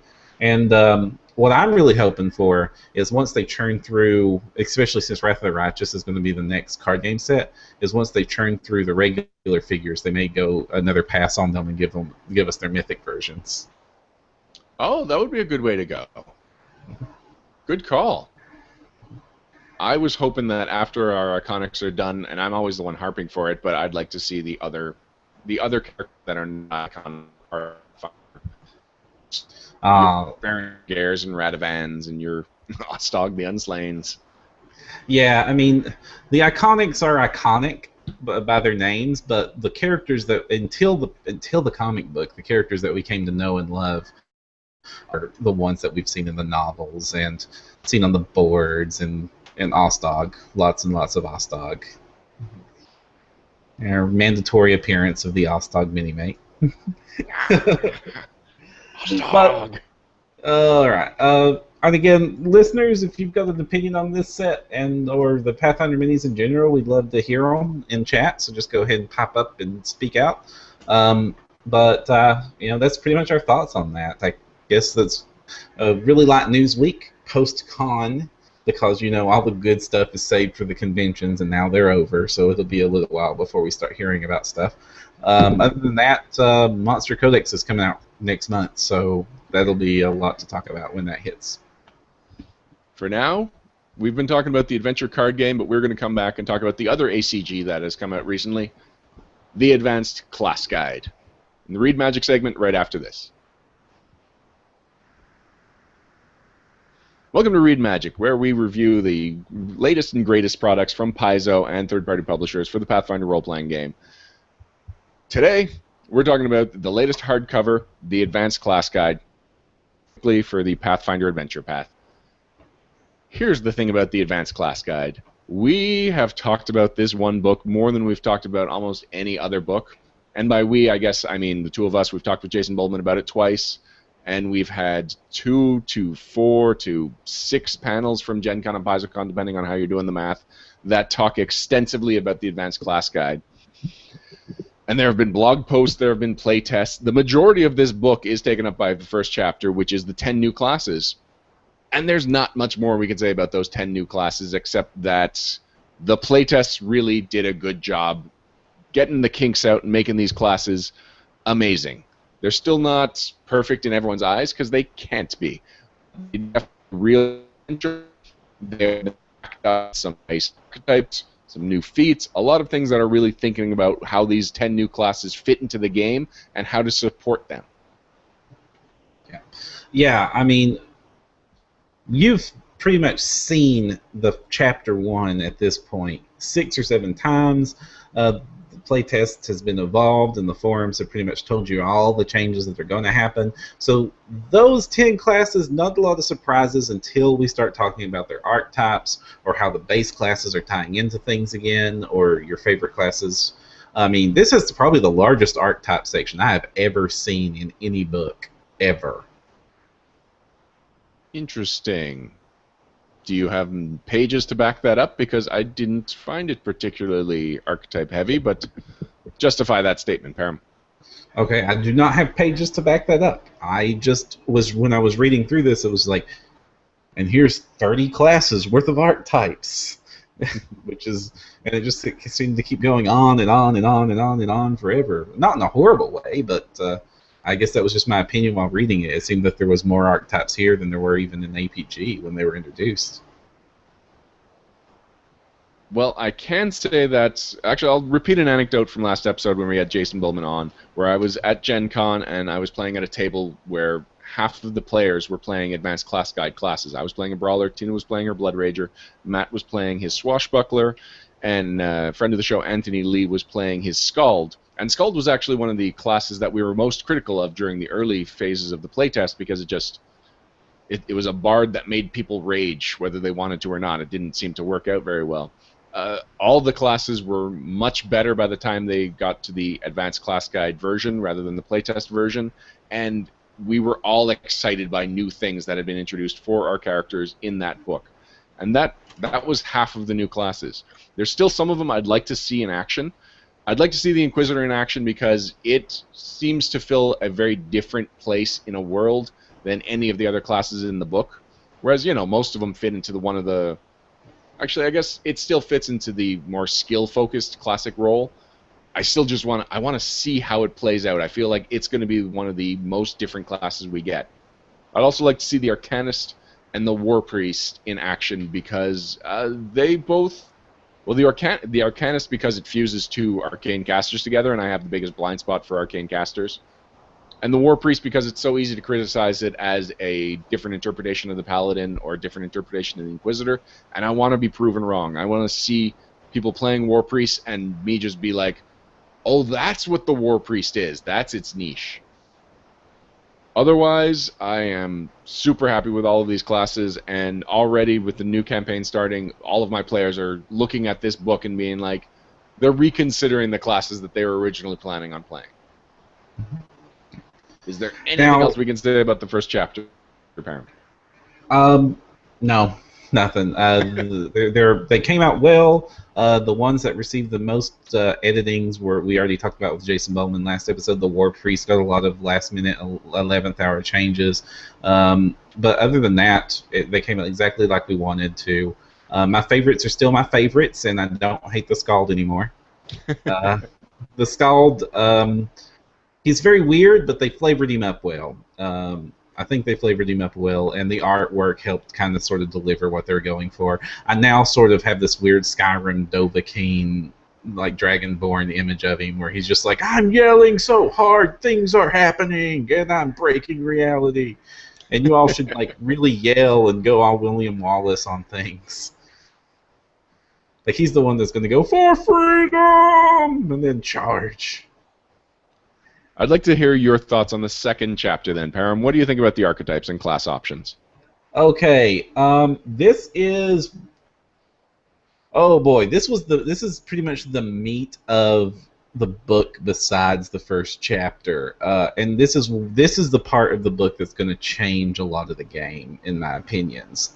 You usually have two types of archetypes in here. You have ways to permutate already flexible classes into extra flexible ways. I mean, this is the realm of special snowflakes. This is the realm of everything little niche that you thought was missing from the game is somehow represented in here. A couple of my favorites on that is there's now an archetype for the gunslinger called the Boltmaster.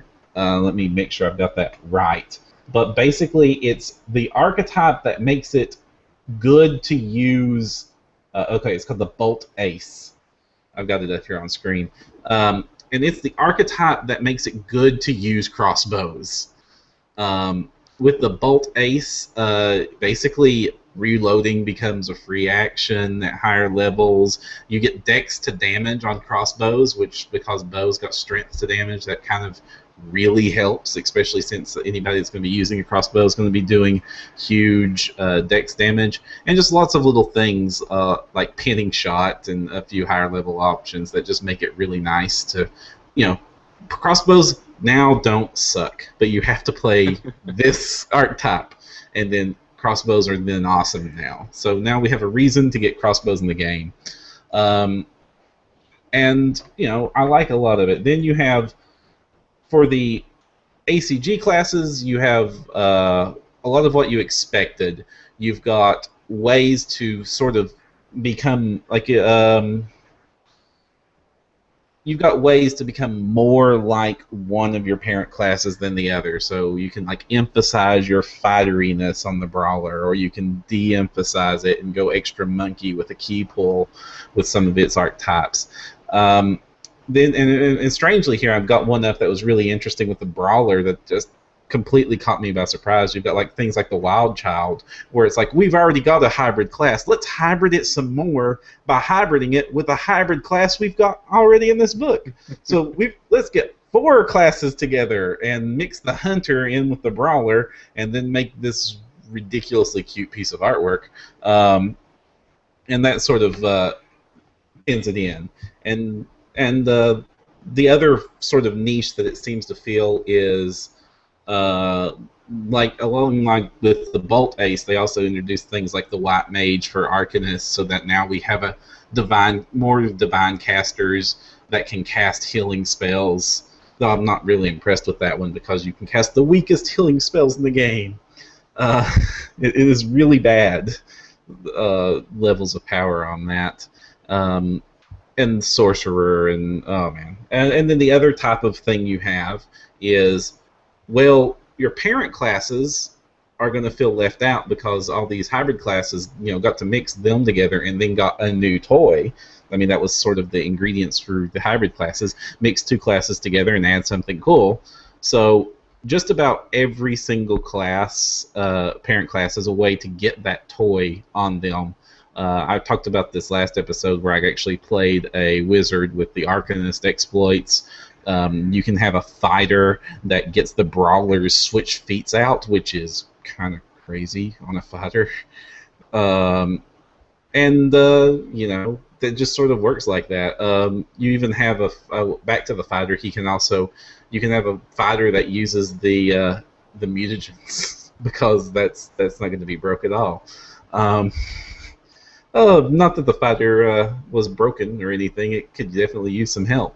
So that's sort of the two things you've got here, and I've liked a lot of what I saw on it, and I have a few favorites that stand up. What about you, Brian? That second point you were making is kind of it encapsulates my main objection with the whole book, and that is that it feels like we're impinging on a lot of people's territory now. So if you're getting a fighter that can take mutagen, okay, it's going to be different from the alchemist. It's going to be a character that you couldn't build with an alchemist, you couldn't build with a fighter. But it's starting to get weird. It's starting to be like it doesn't quite feel like a fighter anymore. It almost feels like a la carte class features.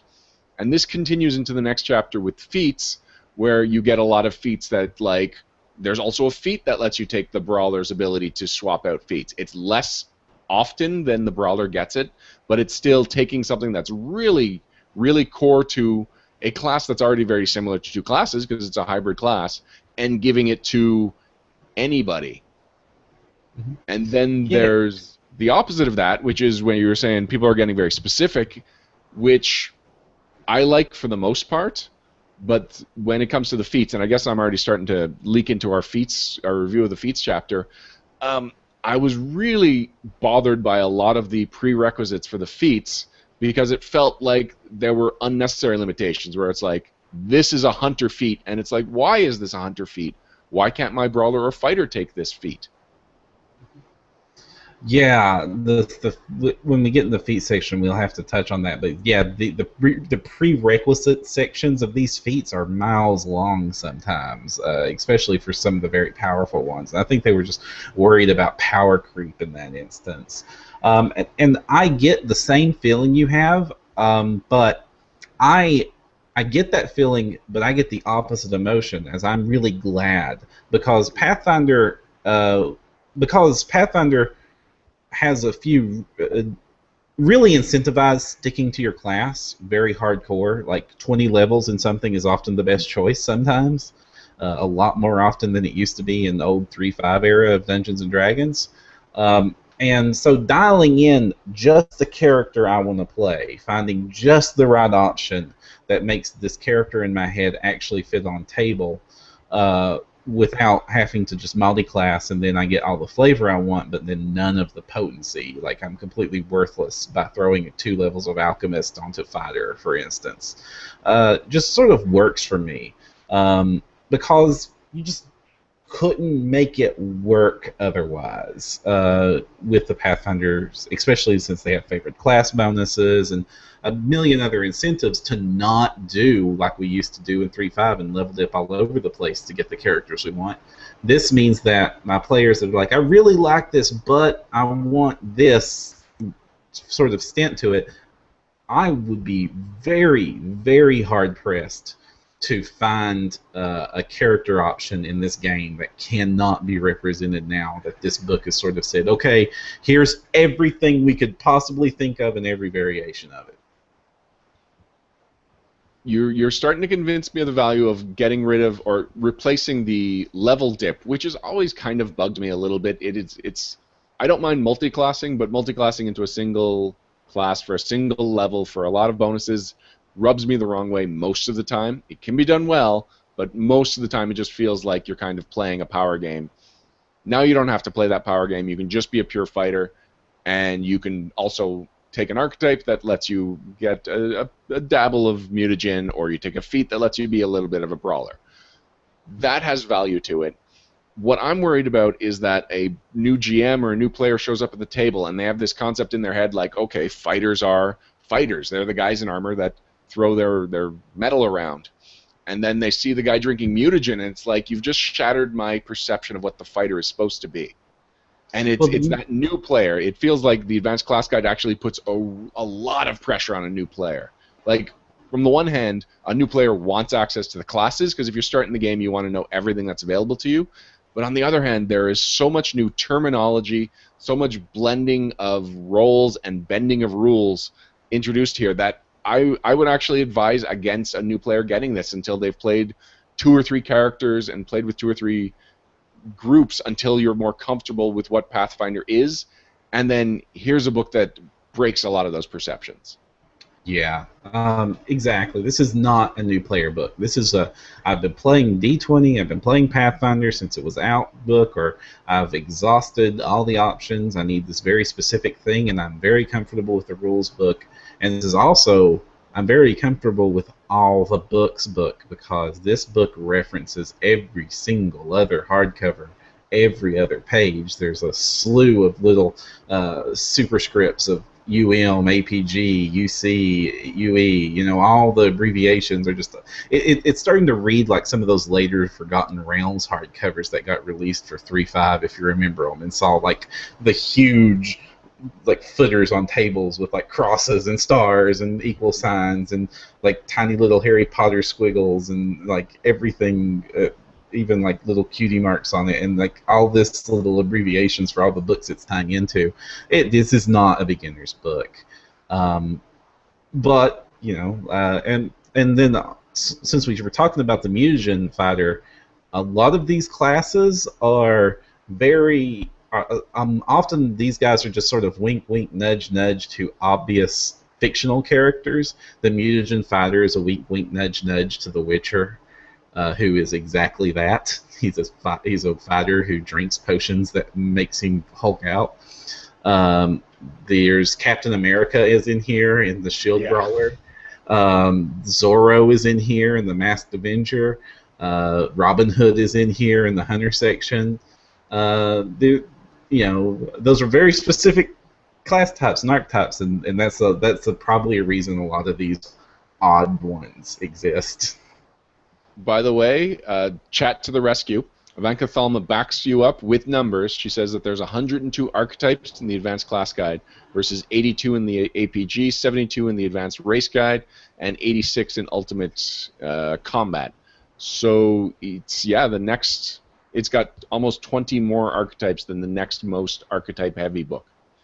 And it's not surprising, because there are archetypes, at least one, most often 2 to 5 archetypes for every single class in Pathfinder, or every single base class in Pathfinder, not including the new ones, and all the ones from all the other books.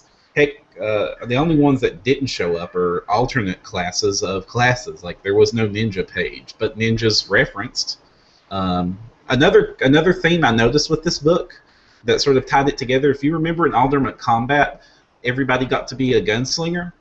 Yep, the amateur gunslinger feat. Yeah. Well, not just the amateur gunslinger feat, but there was always like archetype for gunslinger. In this book, it repeats itself. Everybody's a swashbuckler. Like, there are like 5 and 6 different archetypes that's like, hey, fightery type person, would you like to be swashbucklery too? And then, like, here, take the panache feature, and then blah, blah, blah. There's a panache monk, there's a panache hunter. I'm forgetting a few of them. Panache rogue is obviously one of them. Panache gunslinger and vice versa. Gunslinger. There's 2 different gun-using prestige, not prestige classes, 2 different gun-using archetypes for the swashbuckler. There's the Picaroon and there's the Musketeer. So 2 different takes on swashbuckler with gun. Moving on to the feats, it's a continuation of a lot of what we're saying, and actually I'm starting to understand a little bit more where the prerequisites are coming from, but it forces you to build a very specific character if you want a very specific feat. And so, like, if you have 5 feat prerequisites, it means you either have to play a human at first level just to get the bonus feat, so you can get this in some reasonable amount of time. You can qualify for that feat in some reasonable amount of time, or you have to wait until you're about 10th level before you can even look at that feat. And then there's the ones that are very specific, saying you need to have 2nd level Blood Rager spells and the ability to rage, or the ability to Blood Rage. I don't like having such restrictive feats, and it's basically because so many archetypes let you be a little bit of another class that I guess the worry was, that if they didn't put very specific prerequisites onto these feats, then just anyone could qualify for them. But what's the problem if everyone qualifies for all of these feats? It just means that something that someone wrote has more chance of showing up at a table. Yeah. There also aren't a whole lot of flavor feats or just power feats in this book. There are some. There's a few favorites I have on that, and there's a few game-changing feats in this book too. But most of these feats are just utilitarian serving the new classes feats, the feats that have to exist. There's a whole lot of extra this or extra that or additional talents and all sorts of those types of feat makes up a good half the feat section, and then the rest of them are just obvious. Well, this changes this ability, this changes that ability, this is a prerequisite really for your class, so this is just a feat tax types feats that are in here. Let me read you the feat kick up, and this kind of illustrates one of my points. Literally illustrates it. The feat is, as long as you have one hand free, you can use a swift action to retrieve a single unattended object that weighs 10 pounds or less. And the picture is Celtiel the Magus kicking up his blade, so it's to counter being disarmed. Except the prerequisites are Dex 12, reasonable. The acrobatic feat, that's annoying. It's a weird one. 1 rank in acrobatics, and a level in Slayer or Swashbuckler. So Celtiel cannot take the feat that he is demonstrating him taking. Second of all, why a Slayer and why can't my Brawler do this? Why can't a Fighter do this? Why is it so limited by classes? And this is the perfect feat for what's frustrating me about this feat section, is that I can't just read the description of the feat and be like, wow, that sounds awesome. I have to read the prerequisites to see if I should even bother read the description of the feat, because it's so likely that I will never be able to qualify for this feat. That also goes against one of the core tenets of Pathfinder they quoted out when they were making it, is that class level requirements for a feat are a bad idea. Because no matter how similar a class is to the other class, if you're not a Swashbuckler, you can't get kick up. What if I'm the Ranger archetype mixed with Swashbuckler, but technically not Swashbuckler 1, but there's every reason in the world I should be able to do this and can't? So, yeah, it feels like parts of this book are in combat with other parts of this book for how this book should have been made, and it wasn't made with a single vision. Yeah. No. Now, there are some good here. Some very Actually, I'll time out and say there's some great here. I've been pretty negative on it, probably because my first instinct is so much of this book is really cool that it gets frustrating that I can't gain the same access to all of the cool parts of this book. Yeah. One of my favorites in here, of just flavorfully cool, is Force Dash, which I think is meant for the Blood Rager and the Magus to use, but is open to anybody. Now it also has a big long requirements, but at least it's not super restrictive. Base attack +3, which is weird. Ability to cast second level arcane spells and at least 1 force spell, which makes sense because what it is you cast a force spell to increase your speed when moving. So you basically whoosh and dash by throwing a magic missile behind you. And that reminds me that there's a lot of spells that build on, a lot of feats that build on spring attack. And I like that, because my first Dungeons & Dragons character, Kark, or my third edition Dungeons & Dragons character, Kark, used spring attack, and I always look at it fondly, but it also feels like every spring attack character kind of plays the same. Yeah, now, and because it's sort of advanced class guide, there's dozens of new things I can do with spring attack, so I might actually look at making a new spring attack character again. Yeah, and spring attack I really like it for flavorful reason, and it sort of helps combat some of the stagnant part of Pathfinder, where basically the first round everybody positions, and every round after that we just sort of take turns smacking each other. And spring attack is the answer to that, is the combat answer to that. But until Pathfinder and Battle Strike, sneak attack builds or spring attack builds were woefully underpowered. Spring attack doesn't work with Vital Strike. Oh, they're still woefully underpowered. Yeah. Well, now you have more woefully underpowered. Daggone it! If there was ever a combo that was meant for each other, it's spring attack Battle Strike. Yeah, Vital Strike has some restrictions that not everyone fully understands. Both, like, they don't understand the rules on, and they don't understand the reason for it. Yeah. It's a pretty common complaint about that feat. It's a feat that a lot of people look at, and they're like, that's amazing! Then it's like, well, yes, but... Darn it. Moving on to the spells chapter, I want to talk about the spell list. They did a nice... They've got these nice banners where it includes a picture of the iconic. I'm not really finding a good... So, for example, the Anti-Paladin spell list has the iconic Anti-Paladin. There he is. Followed by a nice big banner that clearly says this is where the Anti-Paladin spells start. And it does that for every single spell list. Pulling it up on screen. Important. Oh, and Sorcerer Wizard has Ezrin and... there we go. Has Ezrin and Seoni. Since they have to share. Shouldn't the Oracle Cleric also share? They should. I was actually just thinking that, but I guess the Oracle Oracles uses the don't Cleric have spell list. Yeah, because the Oracle says I use the Cleric spell list. Sorcerer Wizard actually just says Sorcerer Wizard spells. And I'm sure that conversation we just had was weeks of debate in layout at Paizo. Yes.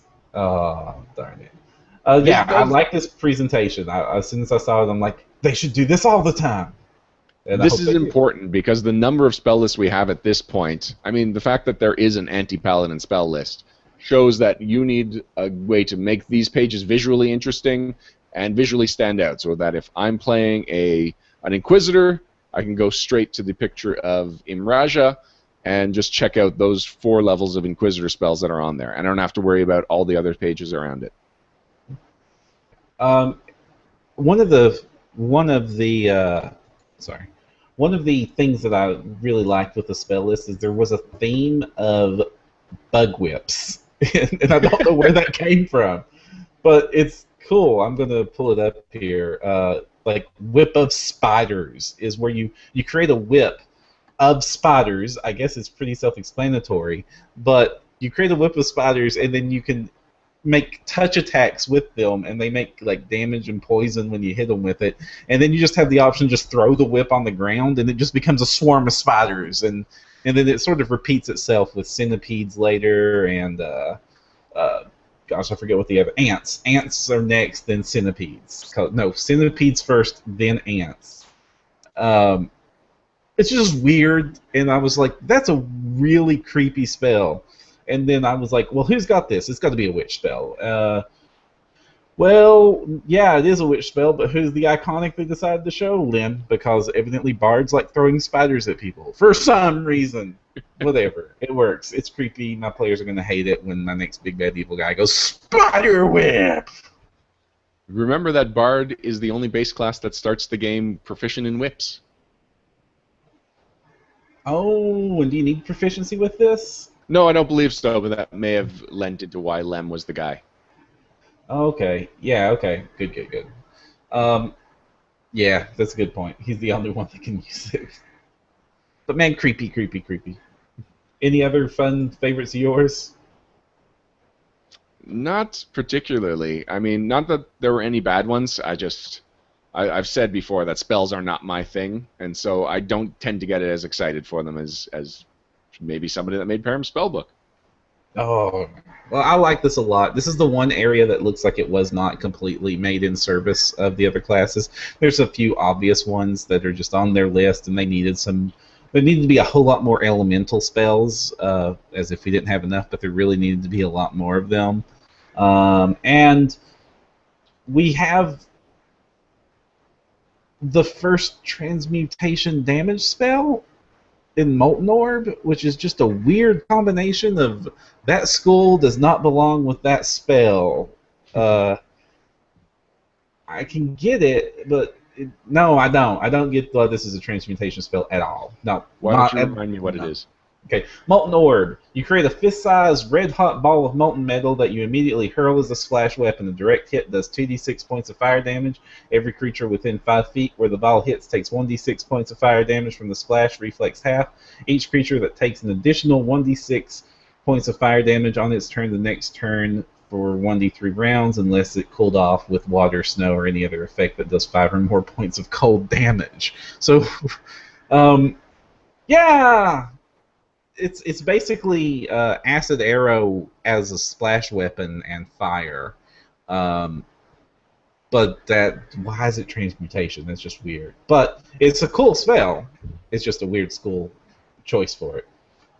You know, I like a lot of the spells in here. Another one they have is Spell Crash, which is a great way for wizards to fight each other or spellcasters to fight each other. Basically, it's a spell that wipes out a spell slot of your target. So it's not the most exciting wizard duel, but it's really effective.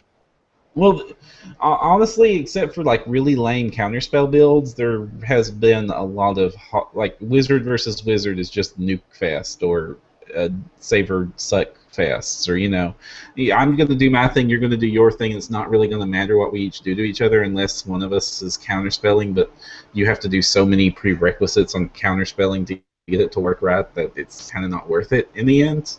Again, this is my opinion. I'm sure there's some optimizer's guide to the counterspell mage out there somewhere that can totally rock everybody's world. But this is like a good, and except for things like Mind Fog and stuff, this is just a good direct, hey, caster really annoying us, let's get rid of his high-level spell slots. And this ties into the feat section a little bit because of the Arcanist, they've invented lots of ways for you to swap out your spells from various different sources. So these sort of situational spells aren't going to be wasting slots in your spells now. There's a lot more ways to get to those. Because we're getting a little long, I'm just going to quickly go over the magic item section and say that this section was designed more in how I wish more of the book was designed, because there is definitely most items are designed with a specific class in mind, except that there's enough flexibility in them that it applies to usually that hybrid class and its parent classes. And so they actually got away with more design, like more options for more characters, by designing specifically for the hybrids with flexibility. So you were getting a lot of the stuff that you need for that specific class, stuff that we've gotten for the other classes through a wider variety of source books, only now it's focused on the single classes, and it's still fun for anyone, even if you're not playing one of the 10 new classes, to look through and find something that still applies to them. Yeah. It's pretty well designed. Not a lot of standouts here. I really like the footprint book, just because it's not a magic item, but it's really useful. It's just like, it's a book that has all the footprints of all the creatures. If you have this book, you can identify what footprint you're looking at. But yeah, exactly what you said. Not a lot of excitement here, but it's very utilitarian, and that's about it. And the final chapter is on designing classes. This is similar to the chapter in Ultimate Magic about designing spells, but Ultimate Magic surprised us. We didn't know that we were getting this, and it's not a topic that's been talked about too often about what goes, or at the time, what goes into designing of a spell. Whereas the designing classes chapter feels like an embellishment of what we've been getting in the RPG Superstar advice on designing archetypes chapter. Posts and blog posts on the Paizo.com website. It's good. It's good advice. I enjoy this kind of, I don't want to call it theory crafting, but this kind of just designer notes and looking at classes from a very mechanical, very just blueprints way. It's not much of the advice surprised me. And anytime that you've seen this advice on the forums and you're like, yeah, but I can think of 5 or 6 exceptions from just the core rulebook classes that break these rules, it even kind of says, like, yes, these are the advice you're getting. Most of the classes will break the rules, so find out. The art to designing a class is figuring out when it's appropriate to break the rules. Right, and not to break too many. Like the perfect rules to break that makes you special, and not like the old third-party version of the assassin class that got released when 3rd edition first came out, and it was good at every save and had 9th level spells, and like this was just garbage. Yeah, no, it's good. Closing thoughts on the advanced class guide, Param? There is one point that needs to be mentioned, just in general, or just as a responsibility here, is that the editing in this book was really loose. There are more typos, more outright mistakes than in any other Paizo book I've read. Lots of misquotes, lots of classes that are wordings of abilities that don't quite match up with the other abilities, or don't quite match up with what the obvious intention of the ability is.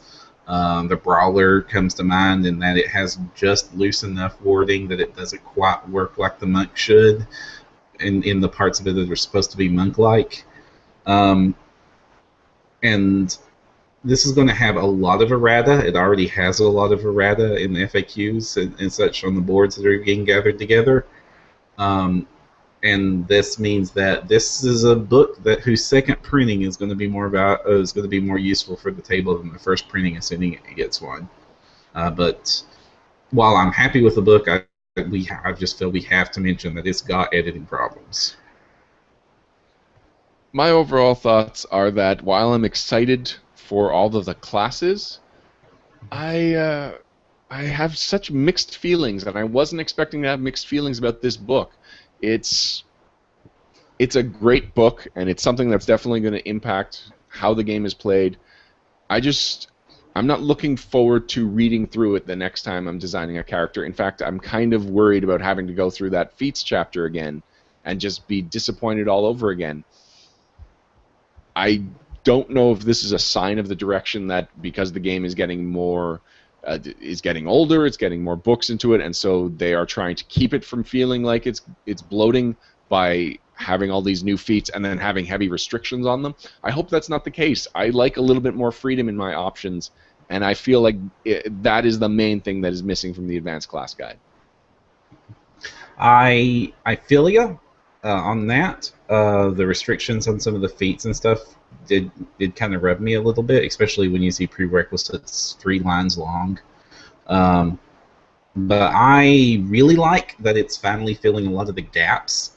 Like, for instance, we now finally have a pure castery cleric, a divine spellcaster who does not wear armor and is just pure caster, is finally in the game. Things like that, things like fixing the crossbow. Overall, I like a lot of what this book has done, and it's probably one of my favorite books that they've released in a long time. I guess we'll be back to wrap things up right after this. Yes, we will. I don't know why I made that a question. Mm-hmm. Okay. Did we get any comments? We didn't look at the comments. I've been watching them. Amanda Plageman brought up the Divine Protection feat, which is actually the feat that Alex Agunas asked Jason Bowman about. It's where you add your charisma bonus to all saves. It's already been banned from Pathfinder Society, and she outlines exactly why this is a problem. If you are a primarily charisma-based character, why not do it? It's the greatest defensive feat we've seen in the game ever. Yeah, it's power bloat on that one. Yeah, that's kind of broke. I'm not going to ban it at my table if somebody wants to build it. I don't think it's going to break things too bad. I have really awesome saves on oracles. But at the same time, I can kind of see how, like, if you're an oracle, you have to have a really good reason that you didn't take this feat.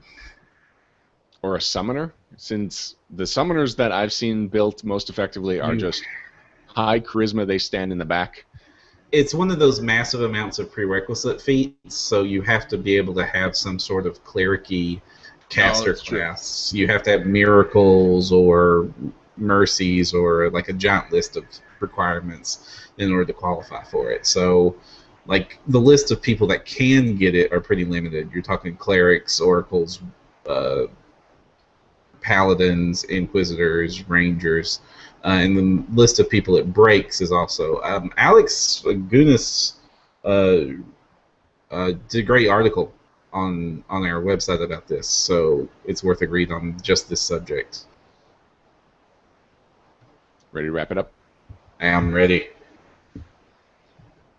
Thank you for joining us for episode 93 of No Direction, the Pathfinder News, Reviews, and Interviews podcast. Before we go, we've got a couple of things that we want to bring to listeners' attention. Starting, Param, with an interesting sale that you were told about? Well, it's more than a sale. I wanted to kind of. The sale was the impetus of this, but one of the websites that have propped up recently has been Bundle of Holding, and if you're familiar with the Humble bundles and some of its clones that have come out, where it's basically these are websites where you pay what you want to pay for an offering, and usually you get like a group of things, usually independent stuff. The original Humble Bundle was for video games, so you got a whole bunch of indie games at whatever you were willing to pay them prices, and there are incentives for paying more than just $1. But and then you get, and then some of that money goes to the creators, and then some of that money goes to charity, and it's just sort of like a fundraising type. Uh, just general good feels type of arrangement for things. And so the RPGs have had its sort of humble bundle in what they're calling the Bundle of Holding, which is a website along the same lines. A whole bunch of RPG books of various types are thrown together. You pay what you want. There's usually a minimum buy-in on Bundle of Holding, like this is the minimum you can pay, and then incentives for paying more and more. And then, of course, some percentage of that goes to charity, some percentage of that goes to the creator, some percentage of that goes to the website itself so that they can keep operating. The Bundle of Holding right now is Right Publishing has got one going on, like right now for the next 4 days. So if you're listening to the audio version, you may have already missed it. And so Steve pointed this out to us, and I wanted to talk about this website for a while, and it's sort of convenient because these are all Pathfinder books. But I have to do a disclaimer because I am doing freelance work for Right Publishing. Now, I'm not getting nothing that you buy here will benefit me financially in any way, but I am doing freelancing for Right Publishing, so I have to say that before I mention that. Hey, yeah, they're the bundle this week. But it does include 2 of the books that, before I started freelancing with them, I have declared as some of my favorite books ever, and that is 1001 Spells and Book of Monster Templates are in the bundle this time. So it's a cool thing. I just wanted to say, hey, it exists. It's a good way to get some cheap stuff, and probably I'll be paying attention to the website for other games. They did a Cthulhu bundle not too long ago that was really cool, but it's all indie stuff. And my shout out is to, it's kind of sad news, and I know this is something that a lot of the listeners have gotten attached to, but Cafe Chimera Games is closing down. They are closing down this Saturday. It's going to be the last day, and they're going to have a bit of a closing party. They've been a long-time sponsor of the show, and I've been aware that financially things might not be working out, so that's why I haven't really been harassing them, but they actually also haven't been paying for the advertising for the last couple of months. We've just been doing it because we enjoy doing it, and because that is my friendly local gaming store, and I wanted to support them any way I could. But unfortunately, just the size of the operation and things weren't working out for them. So we'll probably have one more Chimera ad just kind of thanking them and saying goodbye to the Chimera character that a lot of people have really grown attached to. And I will probably release a mega cut of all of the Chimera ads, something that's been requested of me multiple times, even though, once again, this is not a segment of the episode. This was an advertisement for a store, but it was fun. It let me be strangely creative, and so there's going to be a lot of things I miss about Cafe Chimera Games. The ads being one of them. Yeah, that's horrible. This week, one of our local game stores also shut down. Monkey Punch. They were not a sponsor and not really deserving of a shout out on the show for other reasons because they don't carry Pathfinder. But I hate seeing game stores shut down. Is the store just shutting down? Is it resizing? Are there other stores in your area? There are other stores in my area, but Chimera as a game store will be gone, so it won't be in that space anymore, and I don't believe they're planning on moving or opening anywhere else. I did recently find out that a game store I thought had shut down, and actually one very close to me physically. It had just moved. It's moved a little further up to the street to the part of the city that I don't generally go to, so I didn't even realize it was still there. I might start hitting them up because because of the show, I was the Venture Lieutenant of Montreal specifically so that I could be the Venture Lieutenant of Pathfinder Society at Chimera Games instead of the whole city, so I haven't really branched out to the other gaming stores in the area. Now that they're not a sponsor and there's no more conflict of interest, I guess I'm going to have to see what other gaming stores Montreal has to offer. Well, I definitely wish the owners well in future endeavors, and gonna really miss Goat. Me. I miss you too, Pam. Goat is so ridiculous. Why do people like the Goat but they hate Millie Narstead? I don't understand. I don't know either. Alright, guys. That's going to be it for No Direction episode 93. If you want to contact us or send a question into the show or just any other reason, you can email us at nodirection@hotmail.com. You can go to our facebook.com/nodirection and poke us on there. Or you can, I was going to say the forums, but the forums are still broke. We will fix the forums soon, guys. We will fix the forums soon. Other than that, I'm Jefferson J. Thacker, also known as Perrin. And I'm Ryan Costello, and if you want to find the path, you need no direction.